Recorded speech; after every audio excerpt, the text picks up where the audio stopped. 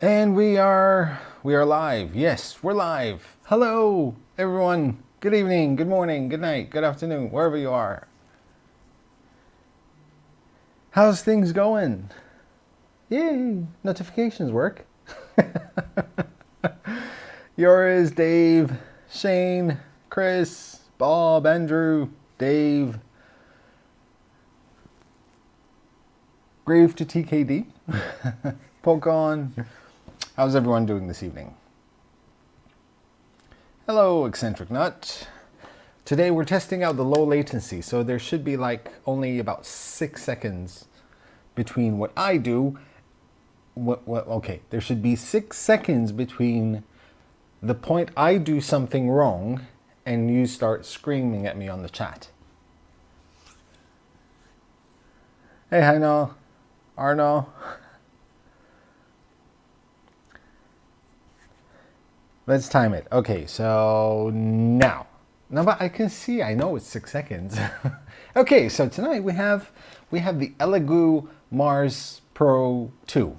I have no experience with Elegoo Mars. I've never, to be fair, I was offered the first Mars, but there were so many reviews on it, I decided to skip that. This is relatively new, and I figured I'd do this, mainly because it's mono screen, so it should print like 3 or 4 times faster. Why does the top of my head look flatter? Maybe because my face is getting wider with this lockdown. Shanadani. So yeah, so I'm going to try this out, and since this should be a quick build, we'll throw something to print, and while it's printing we can talk, and when it's done printing, I have my air compressor, I have my trusty Iwata airbrush, I have some black base coat, I have some silver rub and buff. So I figured we do something nice.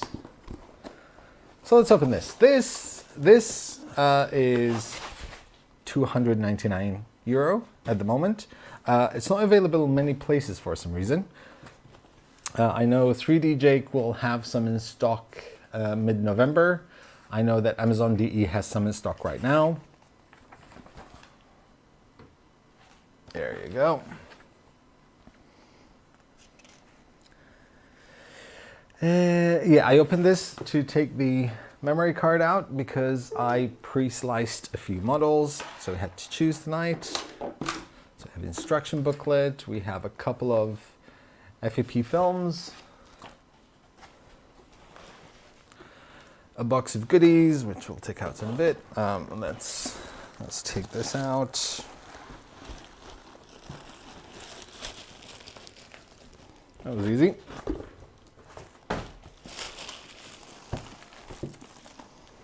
Okay, wait, no, there you go.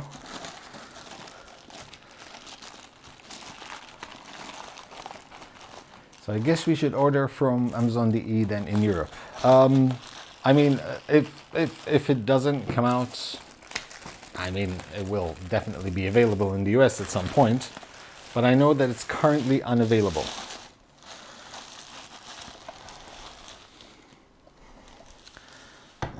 Okay.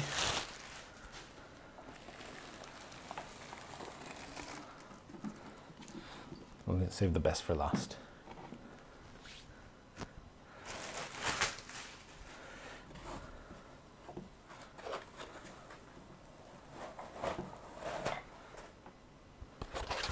Okay. And this goes in here. We have the build plate. Ooh.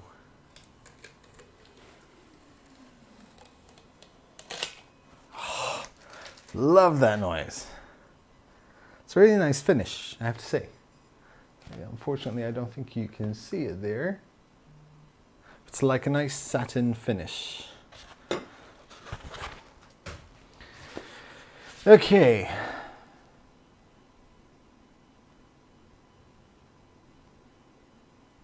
Bella is not in, otherwise the carton would have hit her. Yeah, exactly. No, Bella is with my wife watching TV at the moment. So yesterday we took Bella out for about 5 hours to run around with more dogs. And she's still exhausted.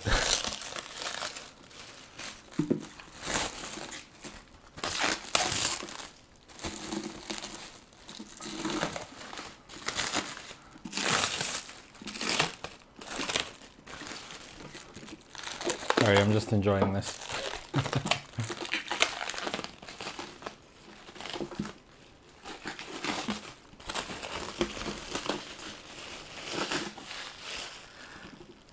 That goes there.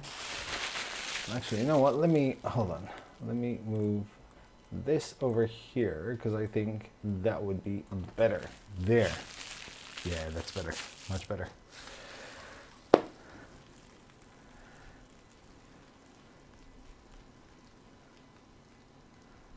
So there you go. Alien 3D might have in stock. And ask Josh over at Alien 3D if he has in stock. If he doesn't, if he says he does not have any in stock, make sure to tell him that Shane is spreading fake news. So what's the difference between the Pro MSLA and Pro 2 MSLA? So the Pro 2 is a monoscreen, that I am quite sure of.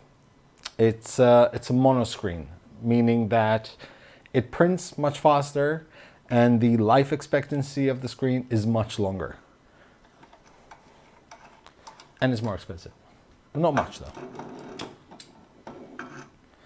So, remove the bat. I'll keep that there for now. And then there's another one here.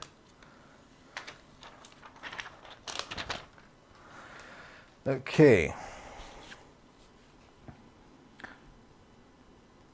Used to be close together.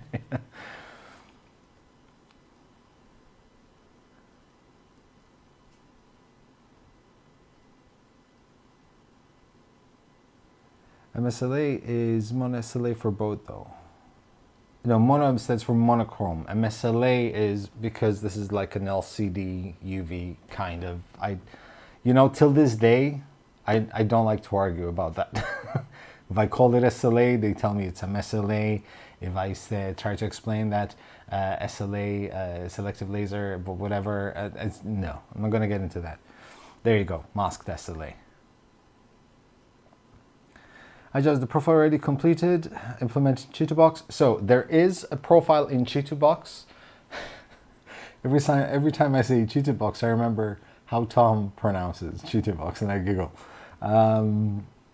So yes, and the latest, it does come with Chitubox on the USB drive, and even the latest version of Chitubox has the Mars Pro 2 profile already set up. Okay, so I'm gonna just leave that there for now. Open the box. Maybe we can fix this so it's a bit lower. There you go. We have one of these. I think we already have one of these here. I'll get my plug. Which has power supply.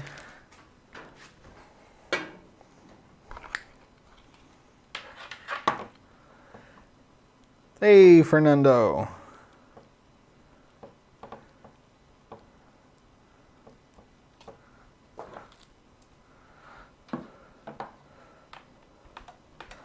Let's leave that on for now. Off, I mean, not on. We have lots of gloves. These look like really old gloves. These are the color. We have some tools here. Some filters for the resin. Oh, I have some masks. I have some COVID masks. These will forever be known as COVID masks now. Ooh, cool. I'm guessing this is, yeah. So they added this. So when the print is ready, this goes like this. And then you put the build plate in here so it can drip inside the build plate. Awesome.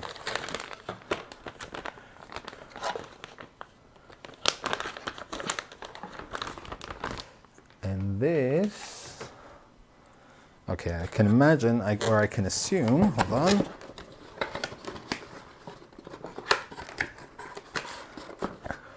I can assume that that goes here. Nice little touch.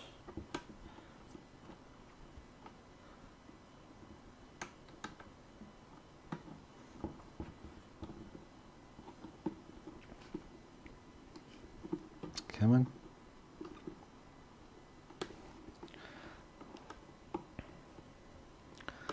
Seems a bit too big.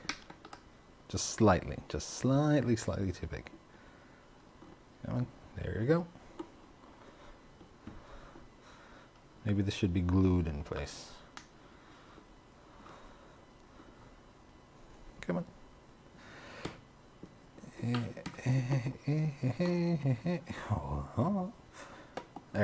There. Oh, a bit more here. Okay. There. Let me see how that fits.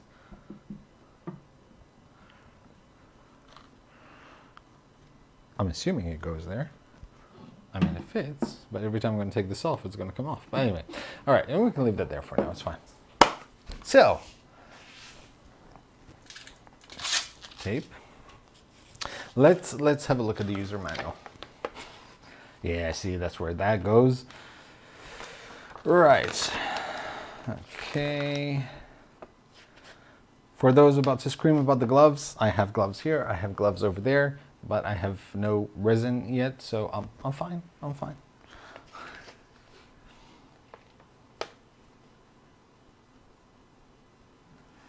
Okay, so unboxing to take out the printer carefully, take off the plastic film, connect power cable to the printer power supply. Please insert the build platform, fasten the rotatory knob,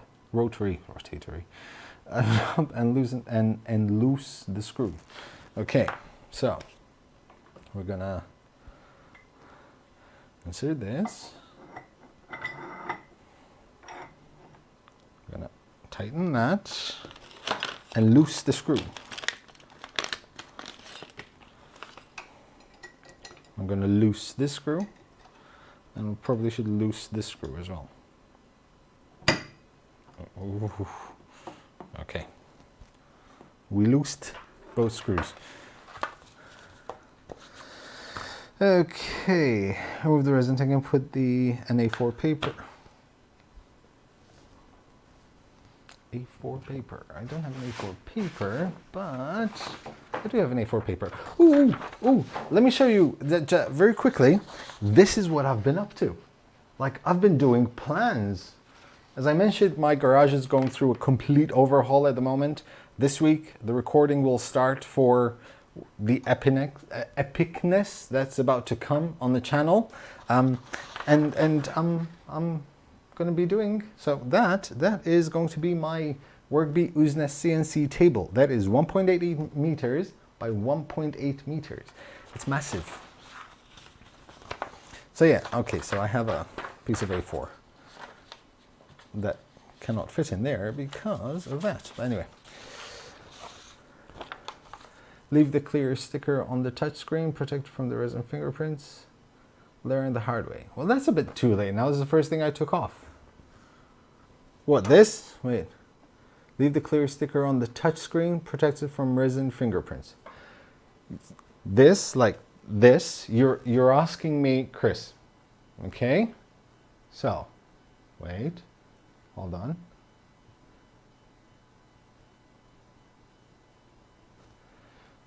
You're asking me to leave this as is? Seriously? Okay. 10 seconds. Who wants me to take this off? Say yes. Who wants me to leave it there? Say no.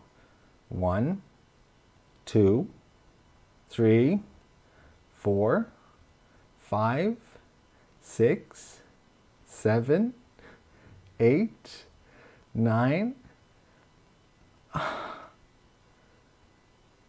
I'm not going to count everything, but most of them say no. You sure you don't want to hear it?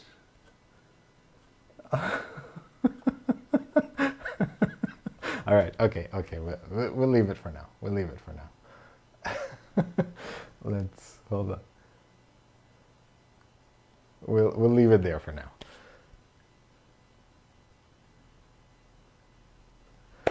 Okay. No, take it off. That's someone spamming no. Peel something else. I've already peeled. Okay. We need someone to do a poll online for 2 minutes or 5 minutes, and then we can decide, because that was like I didn't think of that beforehand. And then click. Okay, so we're going to switch this on.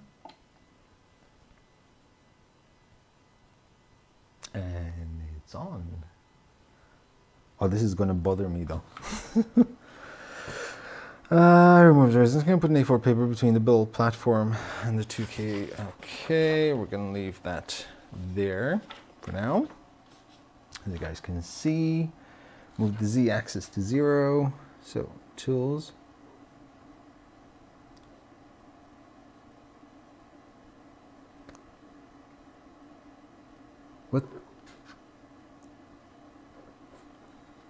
What language is that? Can someone see what language that is?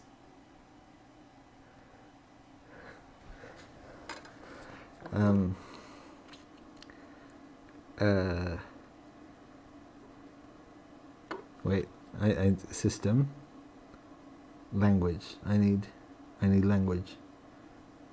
English, better, confirm. There you go. Better. Tools, manual.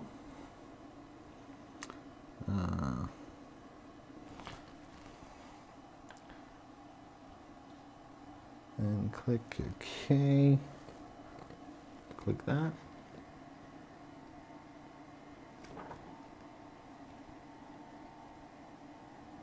We're in 0.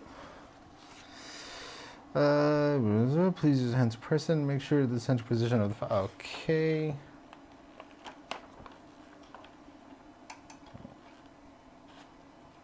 Okay.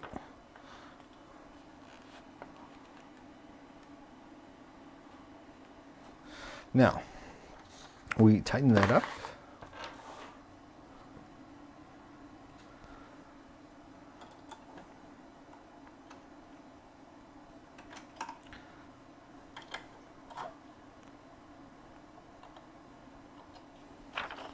Okay. This is the Allen key. Since tightening the screws of the build paper will change the tightness. When pulling out the A4 paper, you need to calibrate the Z height axis slightly again. What? Okay. So we need to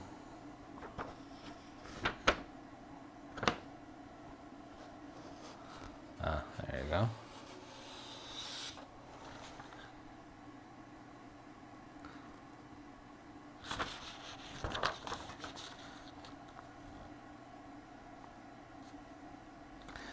Paper.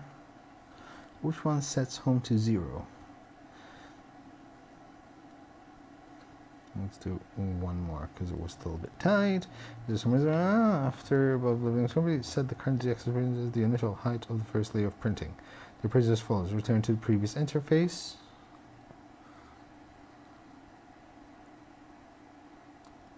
Set 0. Confirm. I would have preferred that set 0 would be in that menu of the move. You need a flex plate for the printer. Yes, I do. I still have to try out the Wham Bam flex plate thingy for SLAs. So now we go up.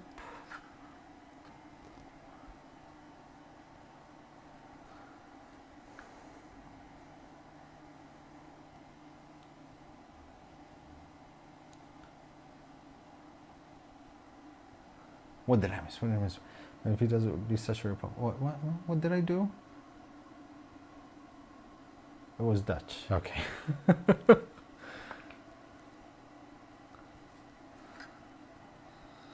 All right. I'm just gonna another couple of times. Okay. Then we need to put the screen or the VAT in here.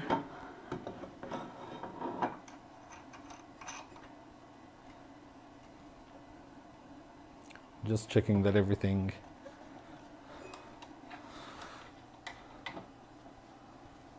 Is it quiet or is it going to be louder when printing? I have no idea. So far, like, it's very quiet. Leave that there. Hey, Vincent. Okay. All right.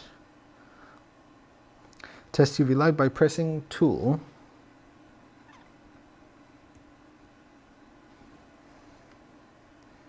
And exposure. Next.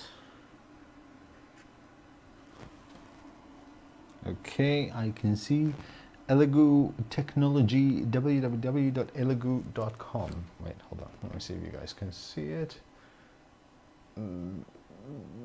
There, Elegoo. You can see the, there you go.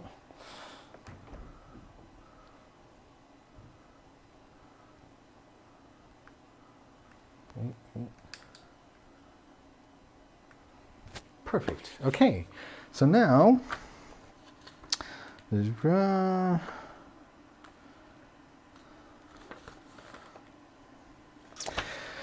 next we need the USB stick. All right, so exposure complete.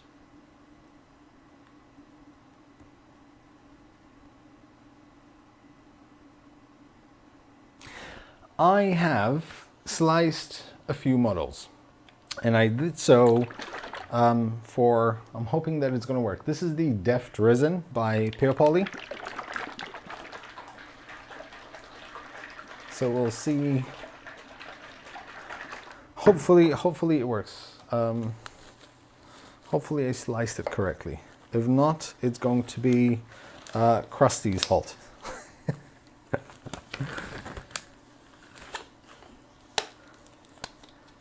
Hey, 3D printing and painting. Hey, Neck 3 Designs. So what we need now is a belt SLA printer. There's a challenge for you.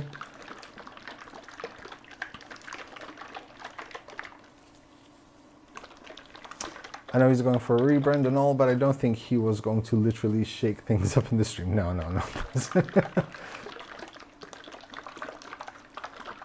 It's blame Pooch. Okay.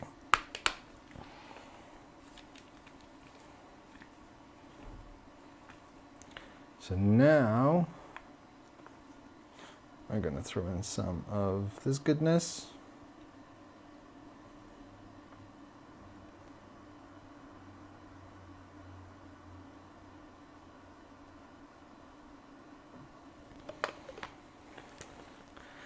And then we're gonna close this.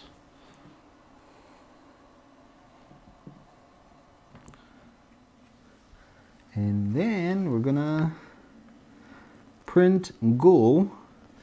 Hold on, so you guys can see it better. And show you what we're gonna print.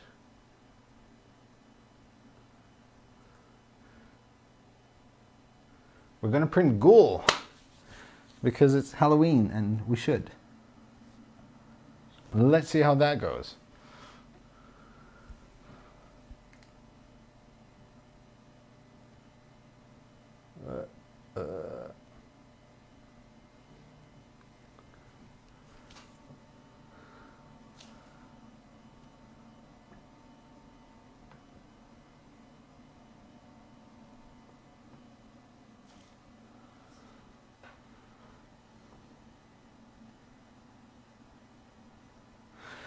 Okay, now we wait and we chat and we hope that this works.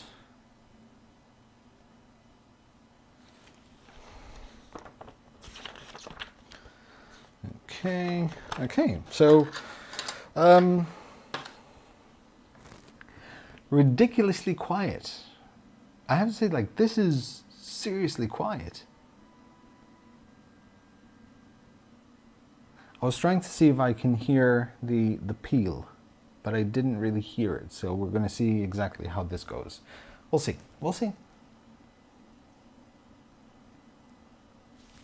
Let's move this a little bit here so I can see better.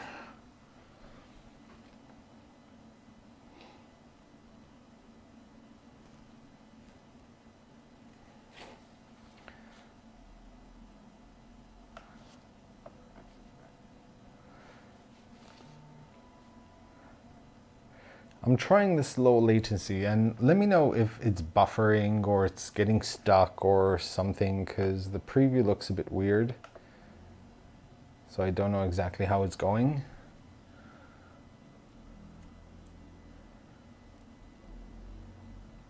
Lift off top and 2 touchscreen is too small. It needs to come with a magnifying glass. I definitely agree. I really don't like these lift tops. I really, really don't like them.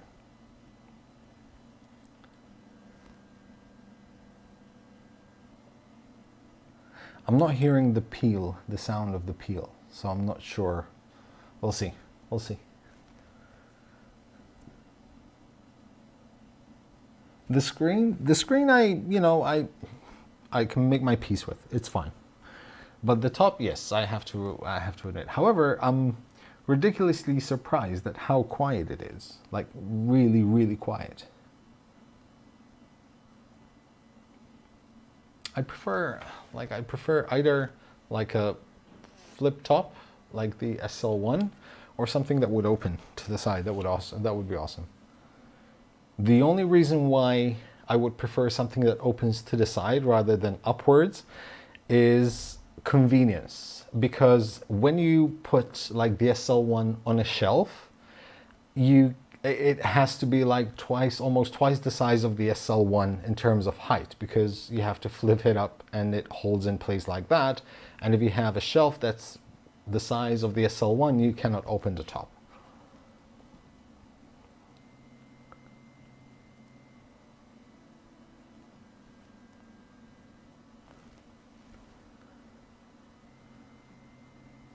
Okay, now we're getting there. So now it's going for the other layers. The first 3 layers are slow. And now every layer is like 2 seconds.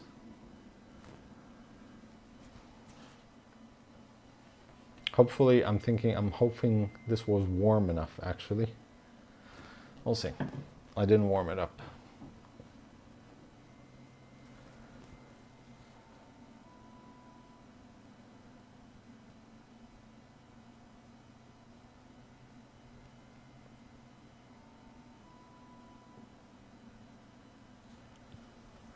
I know, right?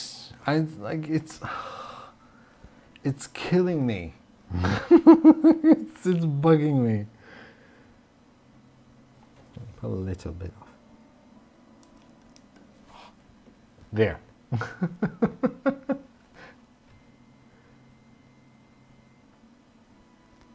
There you go. So, okay, so let me just do this. Hold on. Okay.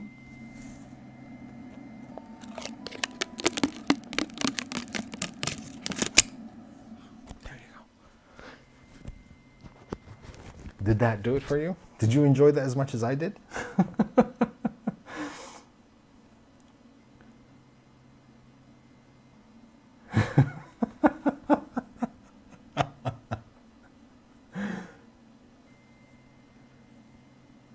Would you please share the work BCNC table plans? Yes, I will. I will definitely share them. I just want to make sure that this is exactly how I want it done.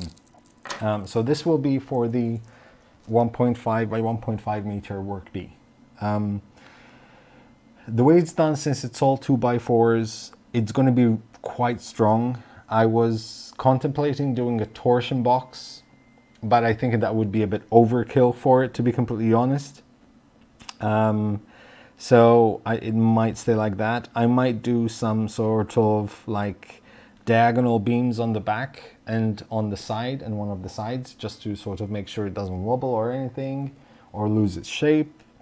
But other than that, this should be fine. No, you cannot. You have to take your time and enjoy the sound of it ripping it off, of it ripping off.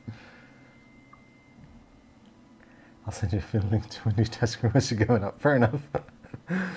But then again, so to be fair, I have this habit, I've developed this habit since this whole pandemic started, that when I'm using things, I rather than using my finger, I use like my knuckle. Hey, I know, SMR. Thank you very much for the €5, buddy.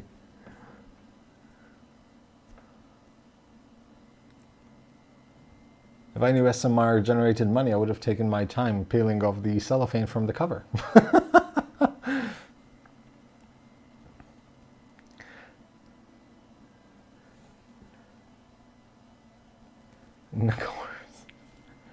Okay, so while you guys are here, and there are, what, 150 viewers? I don't know if it's, yeah, okay, that seems updated. There is a question I need to ask regarding clickbait. And this is an honest question. Like, since we have time, we can discuss these things. Hopefully it's working. Maybe if I pause it, hold on, let me just check. No, let's wait a little bit. My question is about clickbait.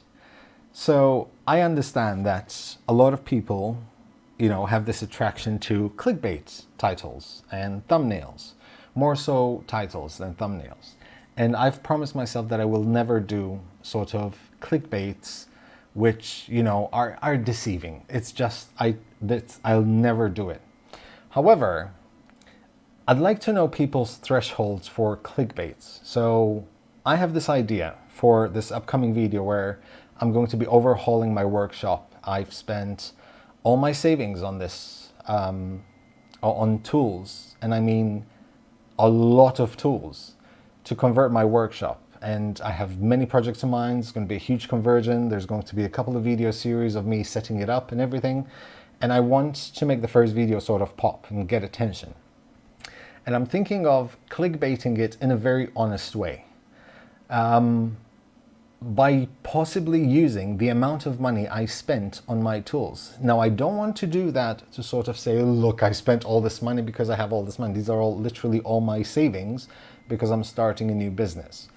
But that would attract views. But how would it come across to you guys if someone said on a title, I spent 10,000 euros, for example, I didn't spend 10,000 euros, but I spent 10,000 euros on tools.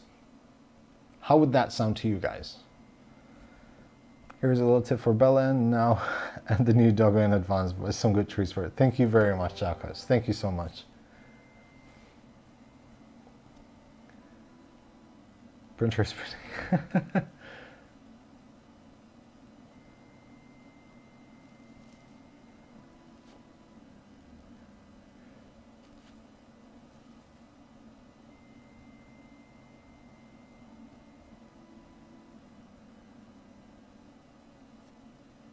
Still, I would dislike it though.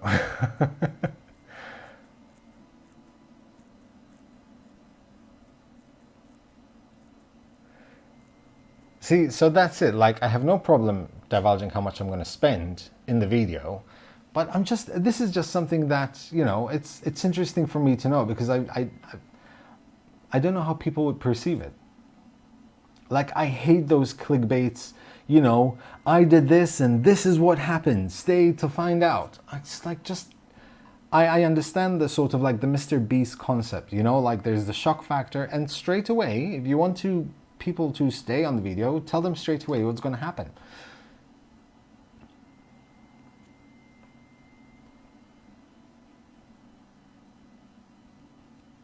Exactly. Did this machine burn down the place? No, I would never ever do that.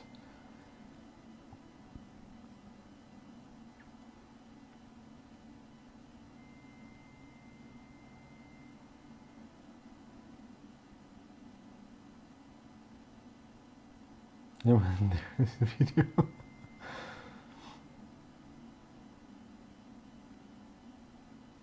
See, I like this. If it feels morally wrong, it likely is. I like that. I actually really like that. And that's something I probably would keep in mind.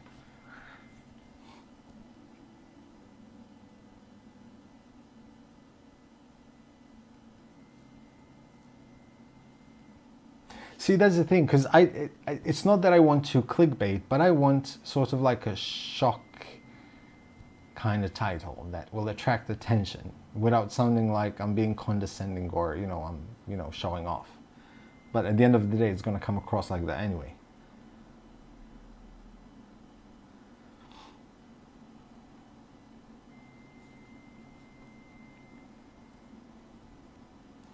Did I get it right? It takes about 2 seconds for one layer to harden. Then lifting is done to make sure that there's enough time and space for the fluid to flow for the next layer. Yes, and also to lift for the amount needed for the next layer to be cured.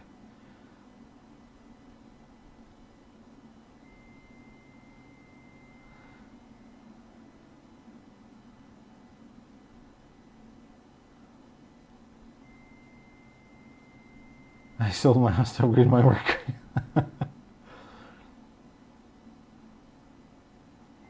I'm sold because of business work fee.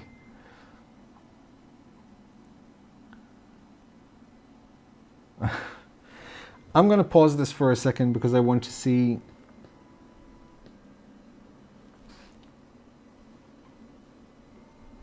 I want to see if the first layer is stuck. That's the most important thing right now.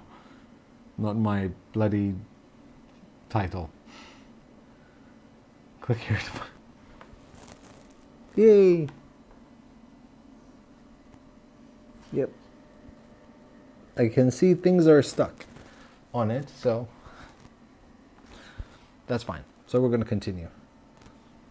You guys get to see it later. Wait, hold on.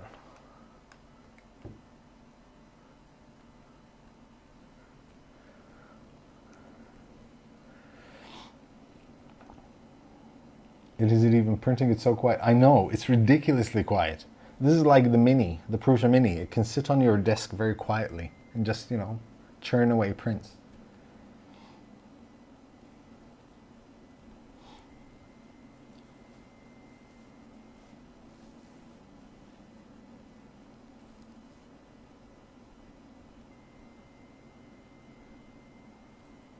I'm done with it all.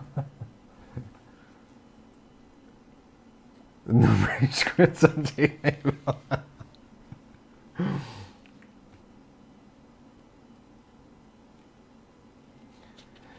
The benefits of monochrome is that it prints much faster than normal LCD Msla printers, and you have a longer life expectancy on the screen.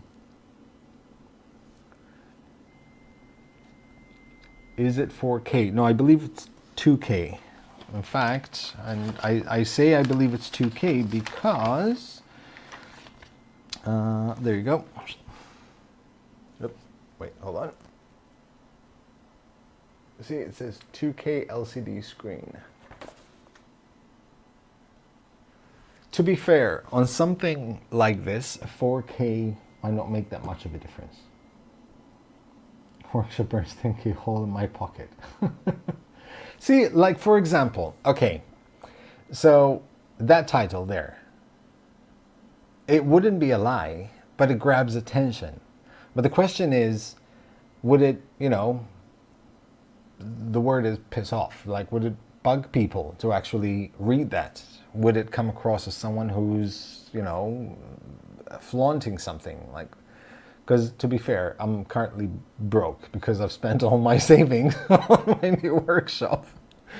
But it's worth it because it's part of my business plan going forward, so my wife can work with me from home as well. So yeah, so I'm doing it for many reasons, not just one.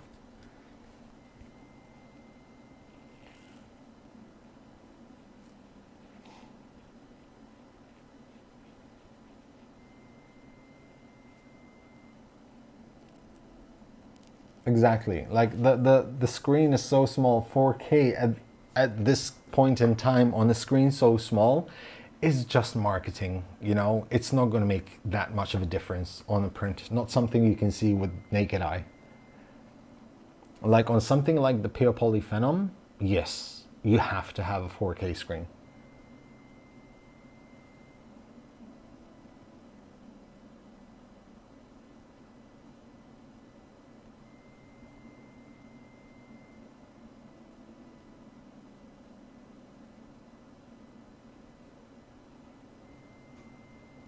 I think part of me just, it bugs me that I've always been sort of like, not bugs me, but I always want to do the right thing, I want to do it right. But then I see others do it, and I see like, like they get the views, and I'm like, oh, and I wish I had, the audacity to do it once. But at the same time, I'm not gonna trick people. I just want a bit of a shock factor. This is a good conversation. I'm learning more now. Yeah, you remodeled my chauffeur took care. My wife didn't leave me. You can do it too. That's good. But then you'd get the PC crowd saying, it's like, no, we're not going to go into that. How's your belt printer conversion coming along? To be completely honest, I had started designing it, but I'm nowhere near anywhere close to having it done, to be completely honest. There's, like, since this pandemic started, so many things went out of whack and my priorities changed, and this new workshop being one of them. So yeah.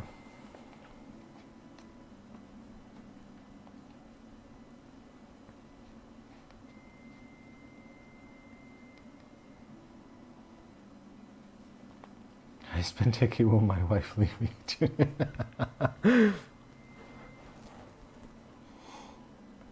What is my new business going to be? So my wife has a really good eye for house ornaments, decorations and stuff like that. And I'm going to start sort of like a small business where I do custom woodwork ornaments, and signs, stuff like that with CNC. Among other things. So just to give you a preview, because we're having a really good discussion, I know I'm going to tell you, I will also be doing resin casting. I will also have a melting furnace for metal casting. So yeah, I have a vacuum chamber as well. Lots and lots of tools. There's the Wordbee CNC, which is 1.5 meters by 1.5 meters. So yeah, you can expect a lot of things coming to the channel. I spent it all to fix my the Zaribo. I'm still gonna call it the Zaribo. It's going. It's my resident printer up here.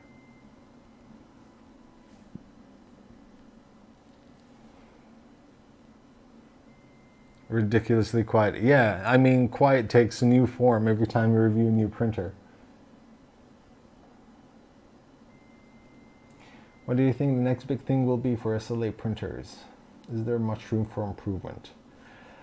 I think for resin printers, it should be the types of resin, something that is less toxic, something that is not hazardous, something that's possibly biodegradable, and quicker prints. Hopefully cheaper screens. But that's basically it with SLA. Possibly a lot stronger resins.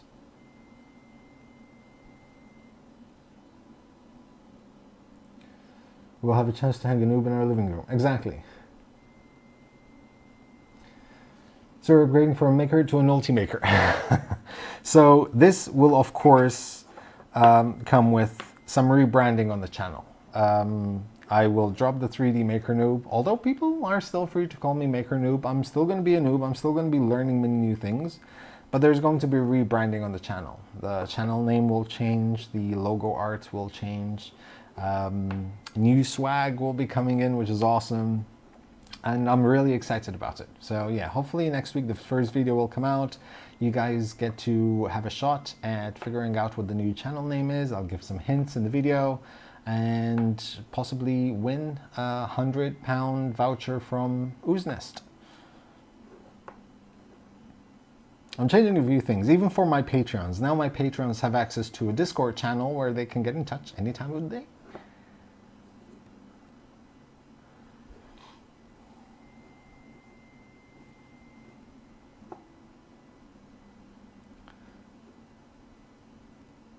"3D Maker old timer." I'm old. I'm young. I've just celebrated my 19th anniversary from my 21st birthday. I'm young. I'm 21. Everything you make is 3D, so that name fits. Yes. However, when people see 3D Maker, noob, they think just 3D printers. And what happens is when I do something that doesn't involve 3D printing, people get really upset. So yeah.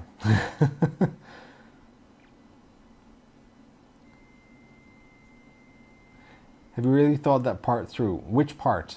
If it's anything from the channel, yes, trust me, I've thought about everything through. I'm willing to risk sort of possibly losing some people that were only with me for 3D printing. It doesn't mean I'm not going to do 3D printing. Actually, the first few large projects I have involve 3D printing. I'll still do reviews once in a while. I'll still do 3D printing tutorials and projects, but I want to do more. You know, at the end of the day, I'm a maker. I've always been a maker. I've just been a 3D printer maker since 3D printers came out and I started this channel. But I still do other things. Do you have any new info about tool changer? Not as of yet. Middle-aged maker. Midlife crisis maker.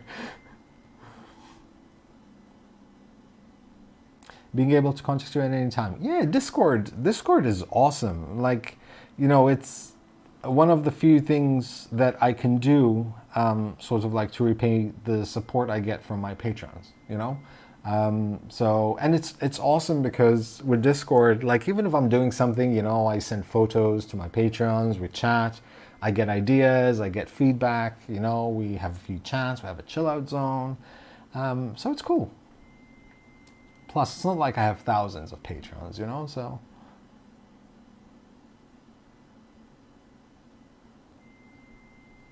I'm so in for other stuff. I'm getting just a tiny bit bored of only reviewing 3D printers from other channels.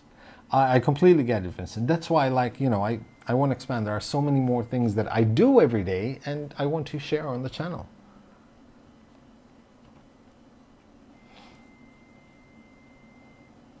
So now I'll have additive manufacturing, I'll have subtractive manufacturing. The only two tools I won't have is a laser cutter and a plasma cutter. Sorry, a water jet and a plasma cutter. Because I do have welding. So a few years ago I had started this project like on a motorcycle and I can find ways to incorporate that in the channel. So yeah. Did you give a hint on the logo? I missed the start. No, not yet. That will come out when I do this first video as soon as I figure out how I want to sort of direct the episode. Did I overlook a Discord link? I posted it last week and now anyone who joins the $5 and $10 tiers automatically get linked to my Discord channel.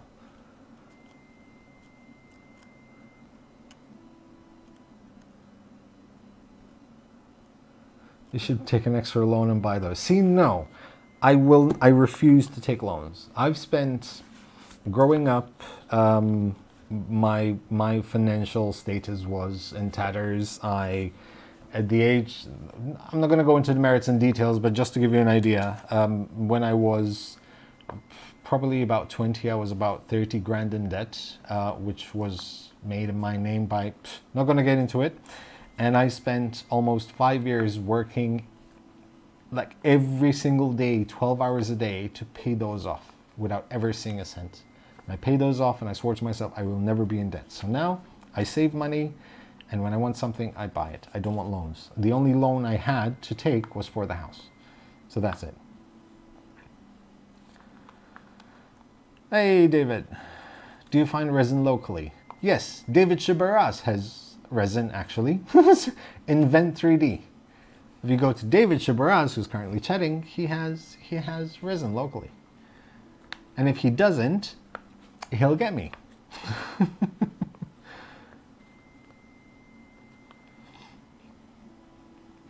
Like to build the workshop, to buy this stuff, I did speak to the bank, but since I already have a loan, they told me kind of like, okay, if you want to spend, like if you want to borrow, for example, 5,000 euros, then we need to make sure that you have 5,000 euros in the bank as security. It's like, what's the point? Like if I have 5,000 euros, I don't need to borrow 5,000 euros. But anyway, yeah, that's how it happened.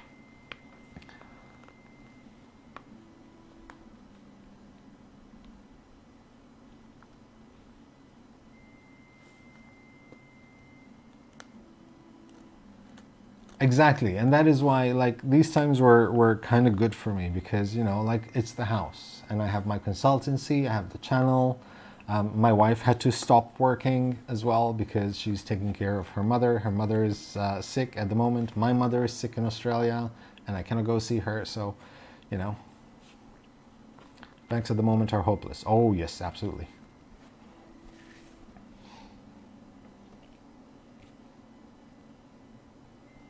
Contribute 10K to the bank. Exactly. Like literally, I don't understand that. You want to borrow 10,000 euros? Sure, we'll lend you 10,000 euros, but you have to give us 10,000 euros as security.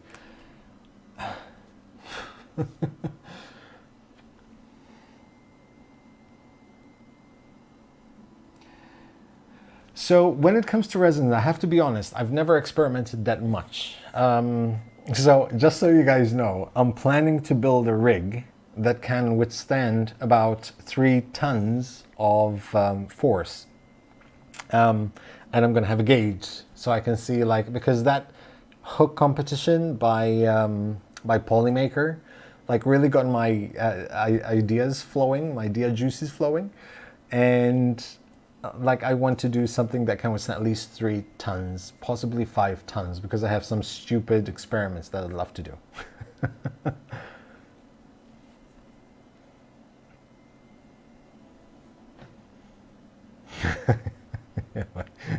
But dude, you drive a BMW. I love how that sounds luxurious with people watching thinking, oh, this guy drives a BMW. As soon as they see your BMW, then they figure, oh, okay, he was kidding. Toy box 3D printer, is it good enough? You made a video? Yes, the toy box, actually my daughter still uses it.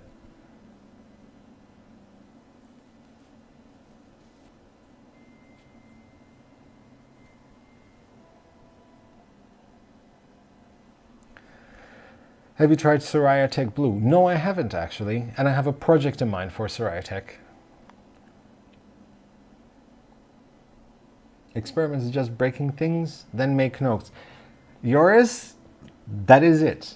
That's exactly it, and that is what I love doing. I love breaking things, and I like making things as well, once in a while.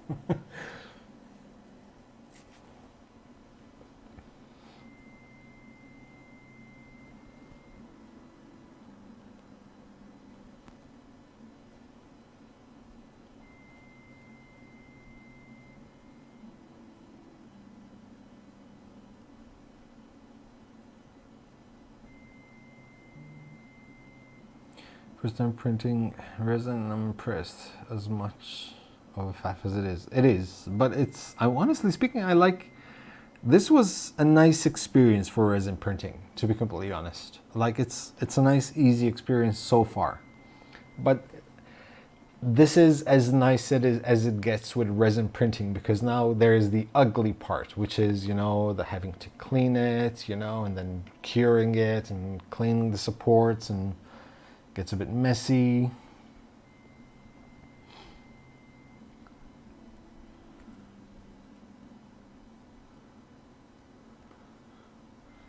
So we pause again.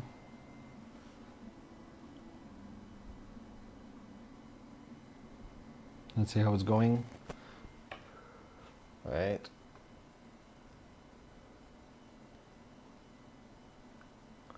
Yay, it's printing. See, it's printing, it's printing. There's something there, awesome.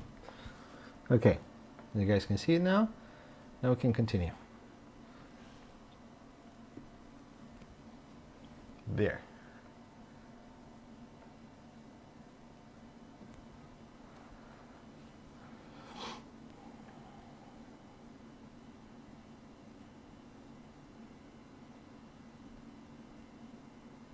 What are some good things to print as your first print except 3D Benchy?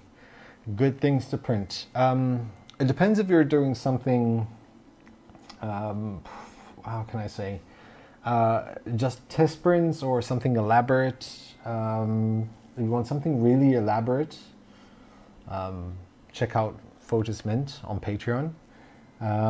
If you want something a bit more functional in terms of testing the performance of the printer, You can check out some tolerance tests from Maker's Muse, which are really awesome, some lattice cubes and stuff like that. Or just design your own in Fusion 360. Pause works perfectly.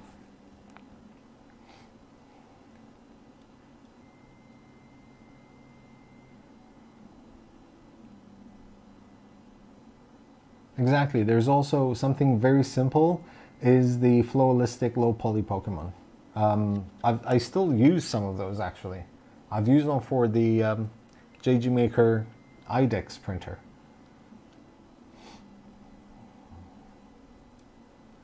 So, how well does the filter fan work, assuming it has one? So, I'm literally right next to it. I cannot smell anything, but just for the sake of, I'm gonna see the smell.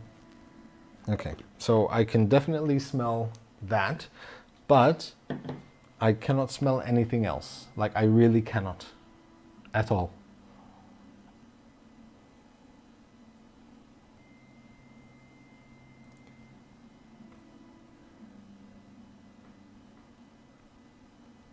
Taste it later. I don't have any sugar here.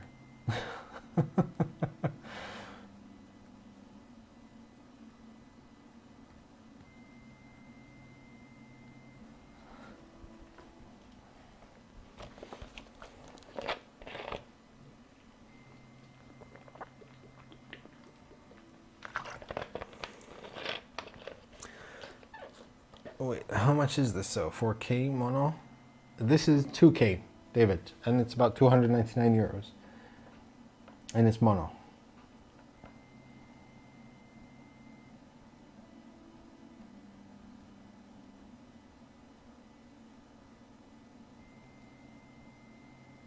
$299.99.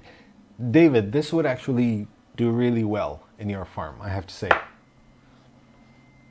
And it's, I love the speed it prints at.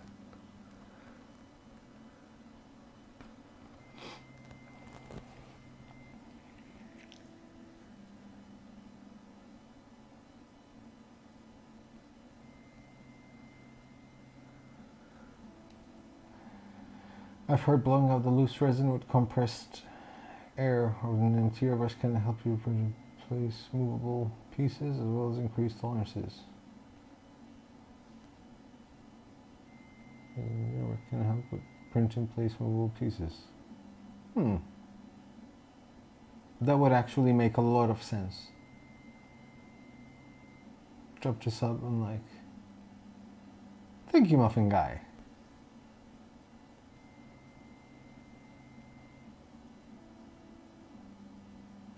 Yeah, the photon. Yeah, exactly. Now they're like 100 and something.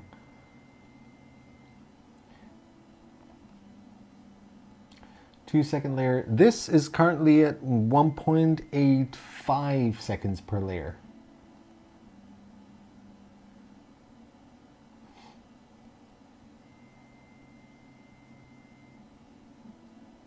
But then again, this I'm only printing something small in the center here.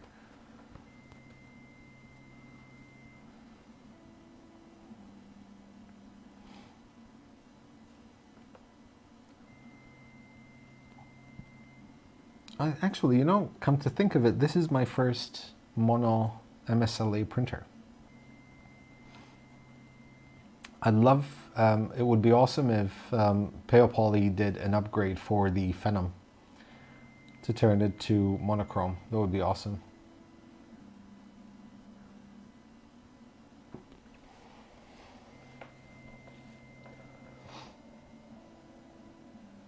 The cleanup freaked me out, yeah.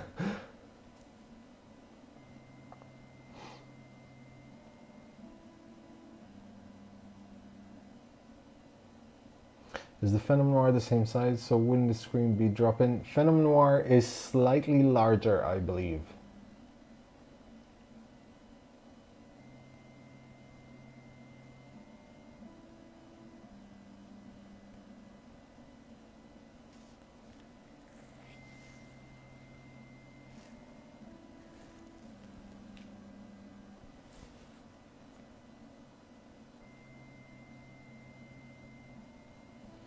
I don't know if you want to press it But is 30-40% off on this printer, or just the Pro, something to jump on? Is the best rate on holiday sales? 30-34% off on this printer, like right now. If you find anyone that can give you 30-34% off right now on $300, go for it. Will you also be receiving the Mercury Plus? I haven't heard anything yet, but I'll get in touch with Elegoo and ask them. The reason why I say I'll get in touch with them because, okay, so case in point, I possibly in my YouTube career, I've probably contacted maybe 2 or 3 companies in total for 3 products maximum, asking if I could review a machine. Usually they just send them or they contact me. But I like the experience so far with this, so I'd be happy to get in touch with them and ask them if I can review another one.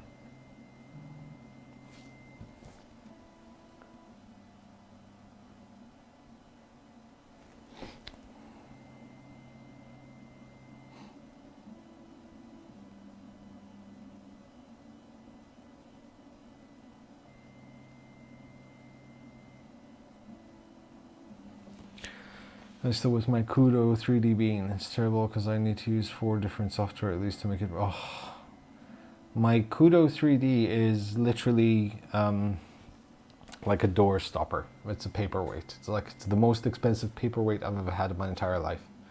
I did maybe 150 hours with it, and that's it. Screen just died, and they wouldn't replace it because it was a Kickstarter edition. And they didn't want to fulfill replacements because they wanted to save the money for other backers and all that. It's like, no. I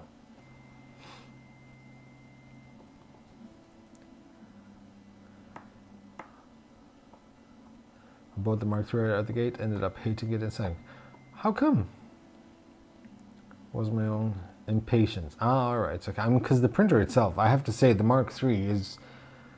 they're my workhorses. They're my absolute workhorses, and I wouldn't trade them or sell them.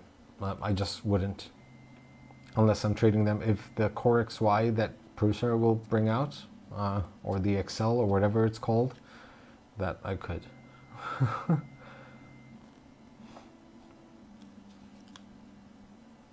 The Bean 3D cost me about 700 euros in total because it was like 300 something for the printer. About 250 euros for shipping, and then about 150 euros in import taxes. It was nightmare.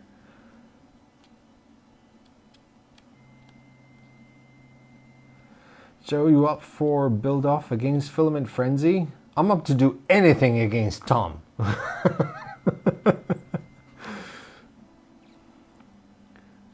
What kind of build up?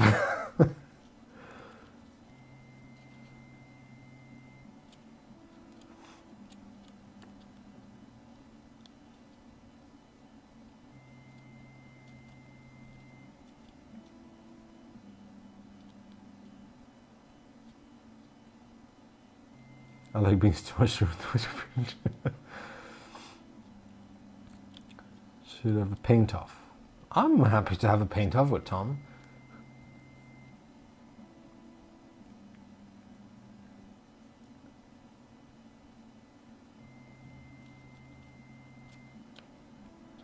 Idea Maker versus Prusa. I love Idea Maker. I mean, I use Prusa mostly only actually for Prusa machines. For everything else, I use Idea Maker though. They've come leaps and bounds, and not just because I've worked with them quite a lot. I really like the slicer. I really do. And I know what they're working on at the moment. They just released 4.0, but what people don't know is 4.1 has been in development for like 6 months now already. And the amount of stuff that's coming in 4.1 is insane. He needs a handicap.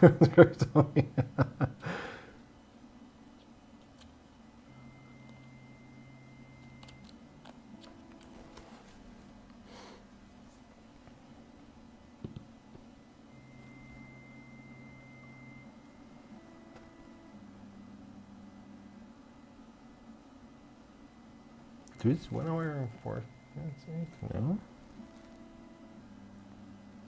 No. Okay. 1 hour and 14 minutes. So 42 minutes left. Awesome. Perfect. That Sounds about right.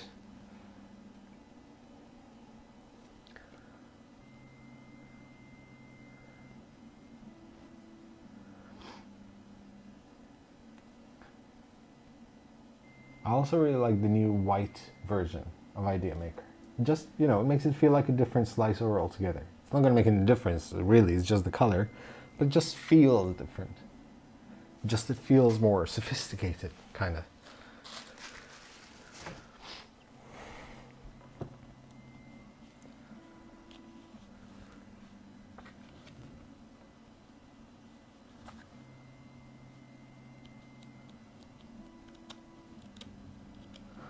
Also, another idea I've had, so since we're talking about the new channel, there is a project I've been putting off for possibly 6 months. All the printed parts are ready. I have all the electronics because this is like an awesome project. But I've been putting it off because I didn't just want to do like a standard 3D printing. So what I'm going to be doing is part of it will be 3D printed and part of it will be CNC'd in wood. So it'll be awesome and I can't wait.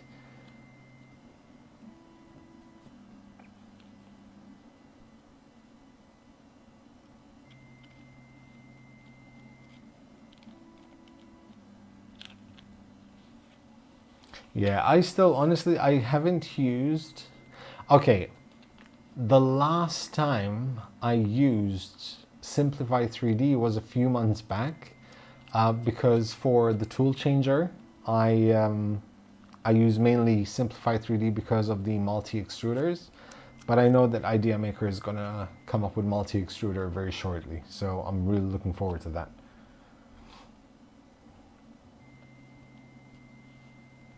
I'm using schematics on resin as it prints. I have no idea what that is, if I have to be honest. 2 rooms, Transcontinental. Thank you very much for the €10. Thanks for all your great work. You are awesome. Thank you so much.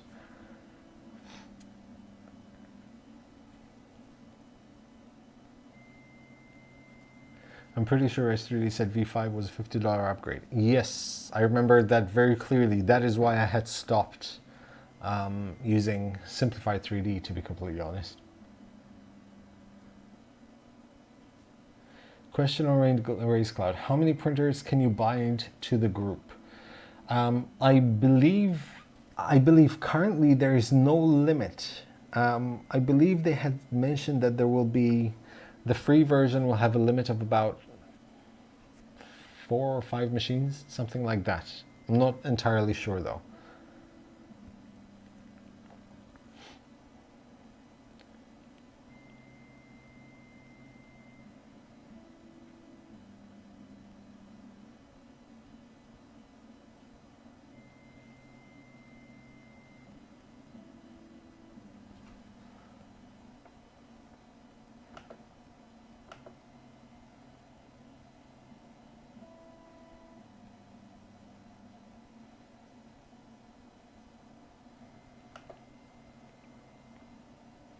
Why so quiet? Why is everyone so quiet?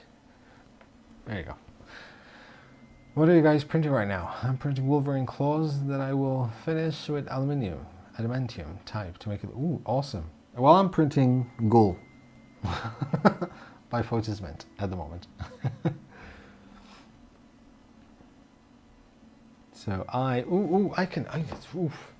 let me, you know what, actually, while you guys are here, let me give you an idea, like an unclear idea, of all the stuff I bought for the garage. Because like, since I had to completely clear the garage, I got rid of like at least about 35, 40 printers to make room, removed all the shelves. And while all this was happening, I started receiving all my my new tools, and I was putting them in the corridor. And this is what my corridor looks like right now. See, that's the Ooze Nest CNC. That's a Makita hand router. Back there are a CNC router from DeWalt impact drill. That's my table saw, bandsaw, vacuum. That's an air It's an air compressor, that's a vacuum chamber, miter saw, lots of other tools and lots of other goodies. So right now, garage is almost empty, but let me show you because I can show you. Because I didn't have a lot of wall plugs. So as you can see, so like now I have lots of wall sockets, and that table is going to be moved here on the side, and that's going to be empty because halfway, like I can only use that much because the car still has to be parked and the bike next to it. So yeah, lots of things happening. So yeah.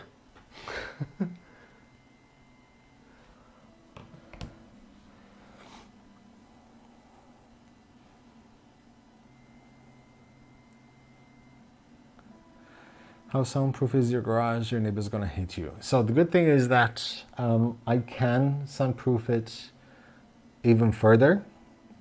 The other thing is that right on top of me is their living room and kitchen, not bedroom, so they should be fine. Hey, Photosmint is my new sidekick. Welcome to the YouTube member family. Thanks, buddy.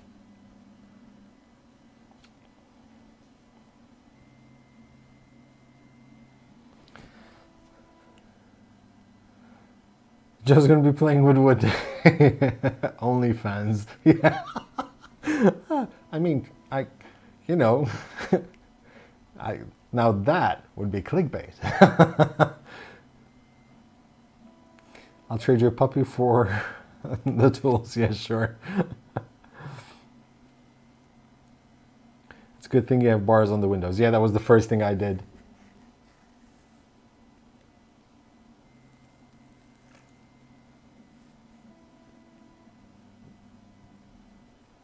See. Is this better than Patreon? I mean, the YouTube members is kind of like an alternative to the sidekick on Patreon. Technically speaking, Patreon takes more money, but it's kind of easier to sort of interact with Patreon, with Patreons than it is with members. Usually what I do is kind of like mirror everything I do on Patreon onto YouTube. I am looking for a printer that does not cost a bunch. Depending on how much you want to spend, there are a lot of other questions associated with that. But if I have to give you a couple of examples, you could get... personally, I think nowadays, if you want like a good 3D printer out of the box, I'm not going to say plug and play because I'm going to start arguing with Photosmint about this. But if you want a really good printer out of the box, the Prusa Mini is going to be a good bet. If you don't want to spend 350 euros or how much it is at the moment, I think an Ender 3 V2 is also a good bet. The Artillery Genius is also a good bet. The only problem with the Artillery is that ribbon cable they use, it dies relatively quickly. Hey Victor, how many seconds have you set each layer? It's about 2 seconds per layer. Or you mean, oh, okay, so you mean like a resin 3D printer. I mean, this is one of the few that I know, the cheapest ones that I know. Then there's the standard Elegoo Mars 2, not the Pro. There's the Anacubic Photon. Now there's the Anacubic Mono. So cool being a sidekick. Yeah, you're green.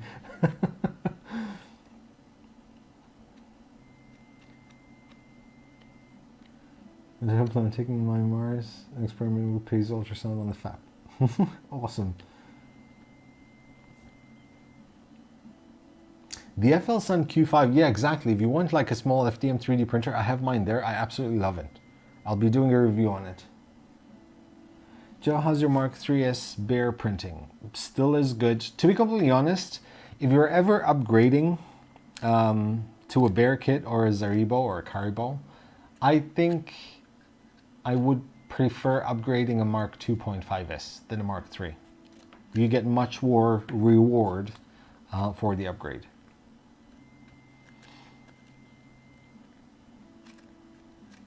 Yeah, I think that's the thing. First thing you need to do on artillery is print strain relief. I've never tried the longer orange.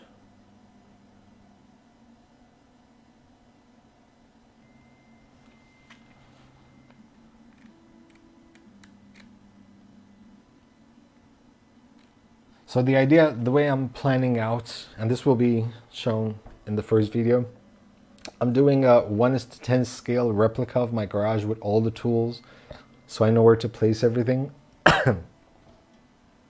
COVID. No, I'm just kidding. I'm talking too much and have a dry throat.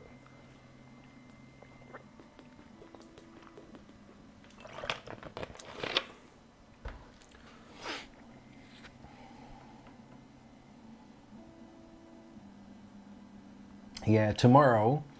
So tomorrow I'll be receiving the first ever item I think I've received on this channel, which is not 3D printing related, for review. And one of the reasons why I've decided to review it is because I'll be using it a lot on the channel. And that is this awesome mini slider. Unfortunately, I cannot say the name of it just yet because it's going to be released later this month. So I'm actually excited about that because I'm going to be able to take some awesome shots in the garage.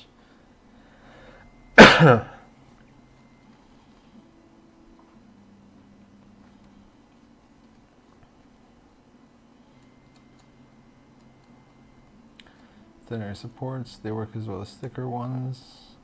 They printed, but leave much less marks on the print. To be honest, this is my first mono Msla, so I still have to experiment.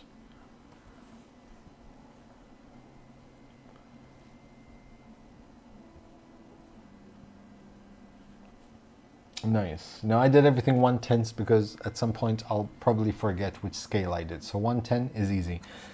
If I measure something that's 2 meters, 200 centimeters, then I know it's 200 millimeters. That's fine for me.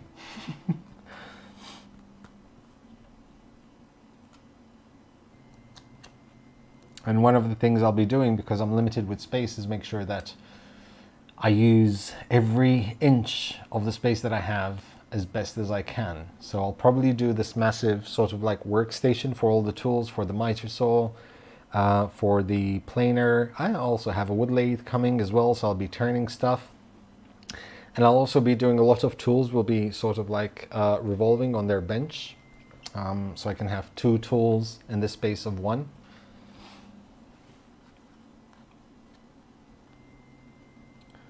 Football starts soon. I'll be back to checking the results. Okay, Fernando, thank you very much, buddy.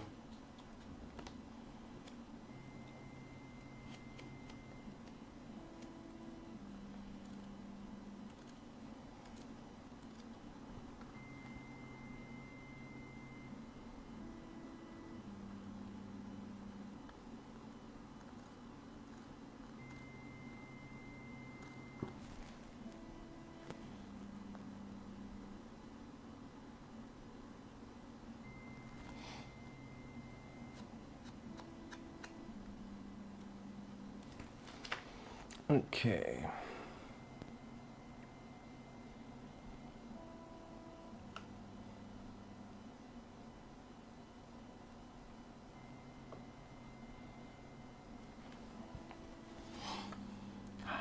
It's so quiet.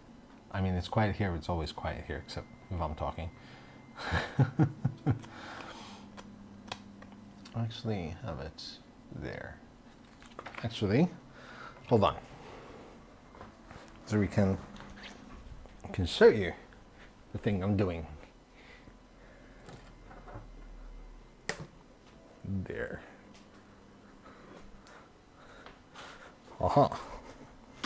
Wait.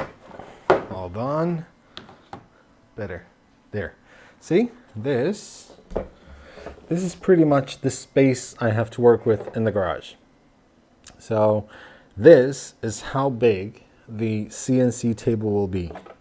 That's literally 1/10 scale. I'm going to have another bench here.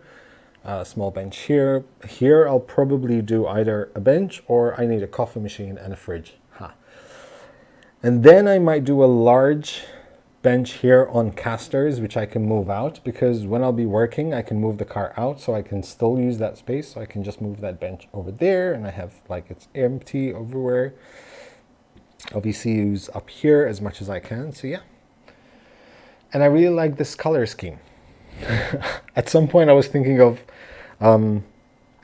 painting the garage in gray and doing orange benches, but then I thought the amount of people who call me a shill and a sellout for Prusa would be like too much to bear. So I'll just stick to wood colored.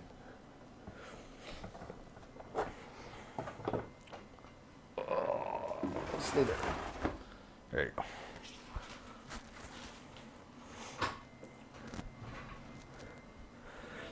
A scale 3D. I could. Workshop. Yes, definitely. I mean, I'm going to record the whole process of me doing the workshop. Yes, Bella is sleeping at the moment. Where is the Red Bull? I don't have any. Yeah, I know I could use grid paper, that's fine, but since I will need to plan in 3 dimensions, and I don't want to do it on just, Fusion 360. I need to stay playing around with pieces, like, because I can. David. Well, okay.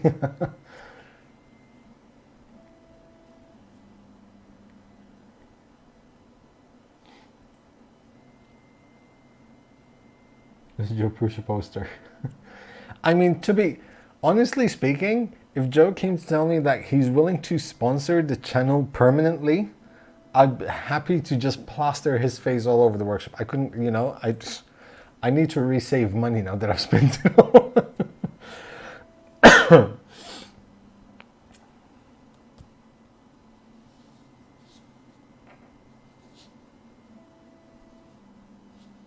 No worries, but nice studio workshop. Oh, Blackmagic production cameras are awesome. Princess Puppet has identified themselves. Aye. When is the shop going to open approximately? I can send some shop offers to celebrate. So, this week, tomorrow, actually, not this week, tomorrow, I will start recording. I will start installing the lights on the ceiling, and I will start cutting and assembling the CNC table. Then I have to open most of the large tools, the boxes with the large tools that I have, because I need to design them in 1/10 scale so I can see where I'm going to place them and everything. And then I have to design the workbenches for them. Then I have to build those, and then I can, assemble everything.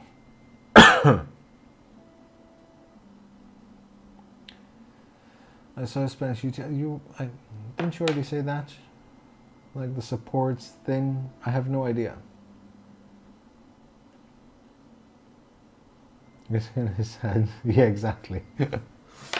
I scan like my half bit of my torso.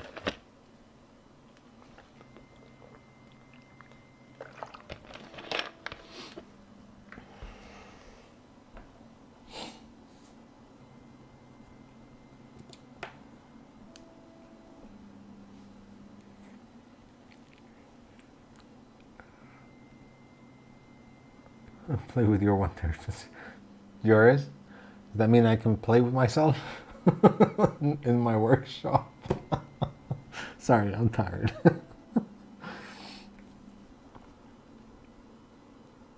We're at 52%. So according to this, we still have 54 minutes to go.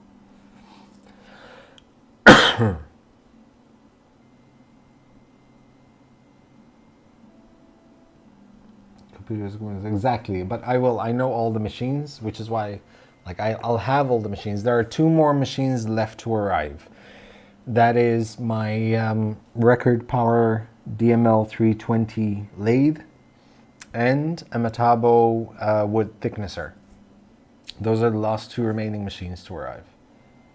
They're coming from Germany.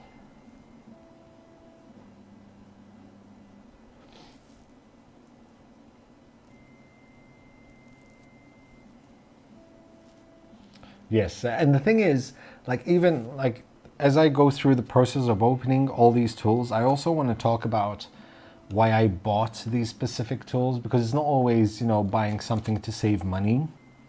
Like for example, the lathe, it's kind of like there is a smaller version of it, which is like half the price. And that's saying something because half the price is 260 euros. The one I got is like 599 euros. But there is a reason why I got it, not only because it's slightly larger, but it's just easier to use because it has variable speed, whereas I don't have to stay changing the belts for different speeds and everything. What lathe was it? It's a Record Power DML 320.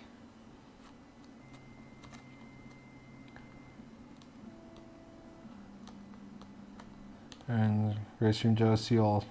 Thanks, Chris. See ya. Have fun. Buy some rum.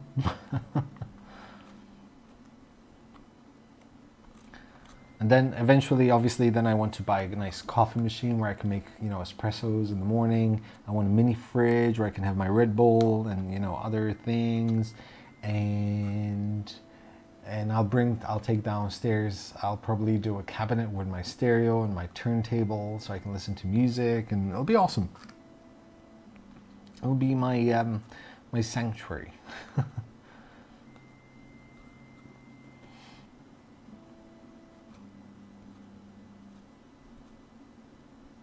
I used to have a steel lathe, to be honest, and I sold it a few years back because I stopped using it, and I regret it because it was a good one. I also have the plans. I have the plans to actually convert it into a CNC lathe. But the wood lathe makes more sense for what I need to do here. So yeah, I cannot say much because I have too many awesome projects which I haven't seen done yet by anyone. So it'll be fun.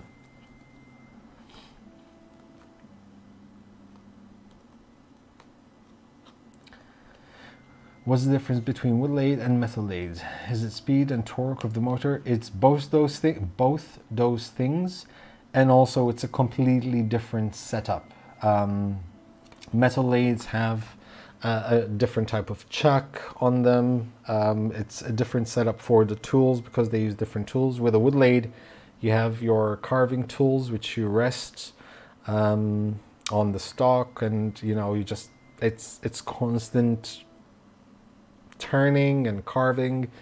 With steel lathes it's different because then you even have like a kind of like a pinion, like an axis where you let go and it just moves slowly so it can turn the metal. It uses carbide tips for tools and sometimes different materials. It works very differently. It's still the same concept, but it's just much stronger. Like a lathe this big will probably cost you around 700 euros for half a decent one.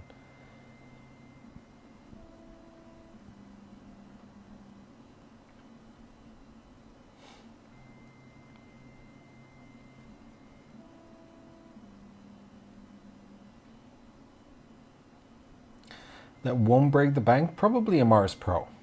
Like, just get the original Mars Pro.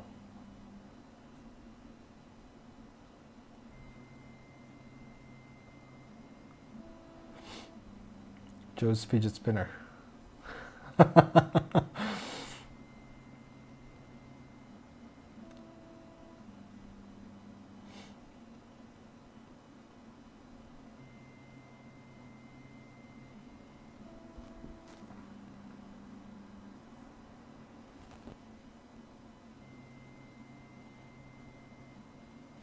We are printing Ghoul by Photos Mint.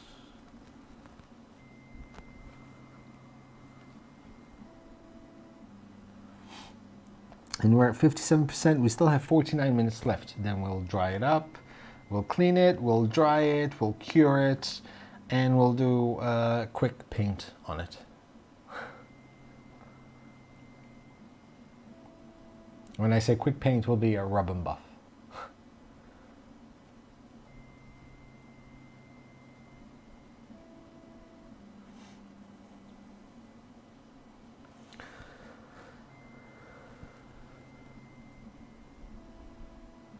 Whatever it took to a 40s to learn, so better. I mean, Fusion 360 is still free for anyone who wants to use it non-commercially. So honestly speaking, I still use it. I mean, this year I'll purchase the license because I will be using it commercially, but it's still the best that I can find, to be completely honest. I'm used to it now. It's easy for me. But if you're not going to use it commercially, it's a good platform to learn, to be honest. All right, Vincent. What is my lift speed? I have no idea, to be honest. Actually, you know what we can do? We'll do this. So this is what we're printing right now. Printing it upside down because I felt it would be better printing it upside down. Settings, we're at 0.05 millimeter layer height. Exposure time is 1.85 seconds. Lift speed is 80 millimeters a minute. So there.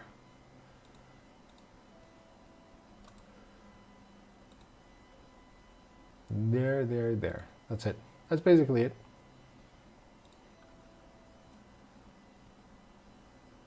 It looks awesome.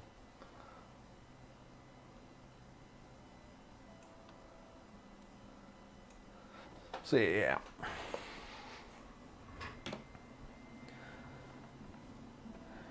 Well, thank you, Aris. It's me on a Monday morning.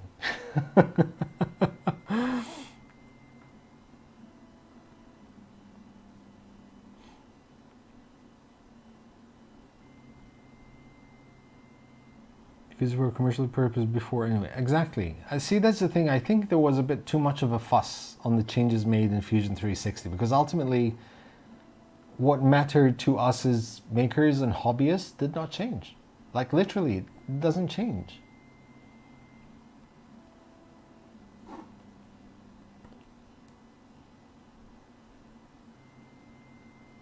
Anything at normal print feels like waste. Domenico. Fotis, he's like, you know, he's got a huge, massive library of models. And they're all ridiculously detailed. I have, wait, I can actually, hold on, let me bring one of the models that I printed from Fotis, SLA printed and then painted. There. Wait, go there. See? This is by Fotis Mint. It was printed on the SL1.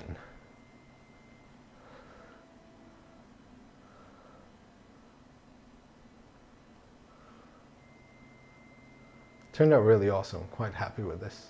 Like really, really happy.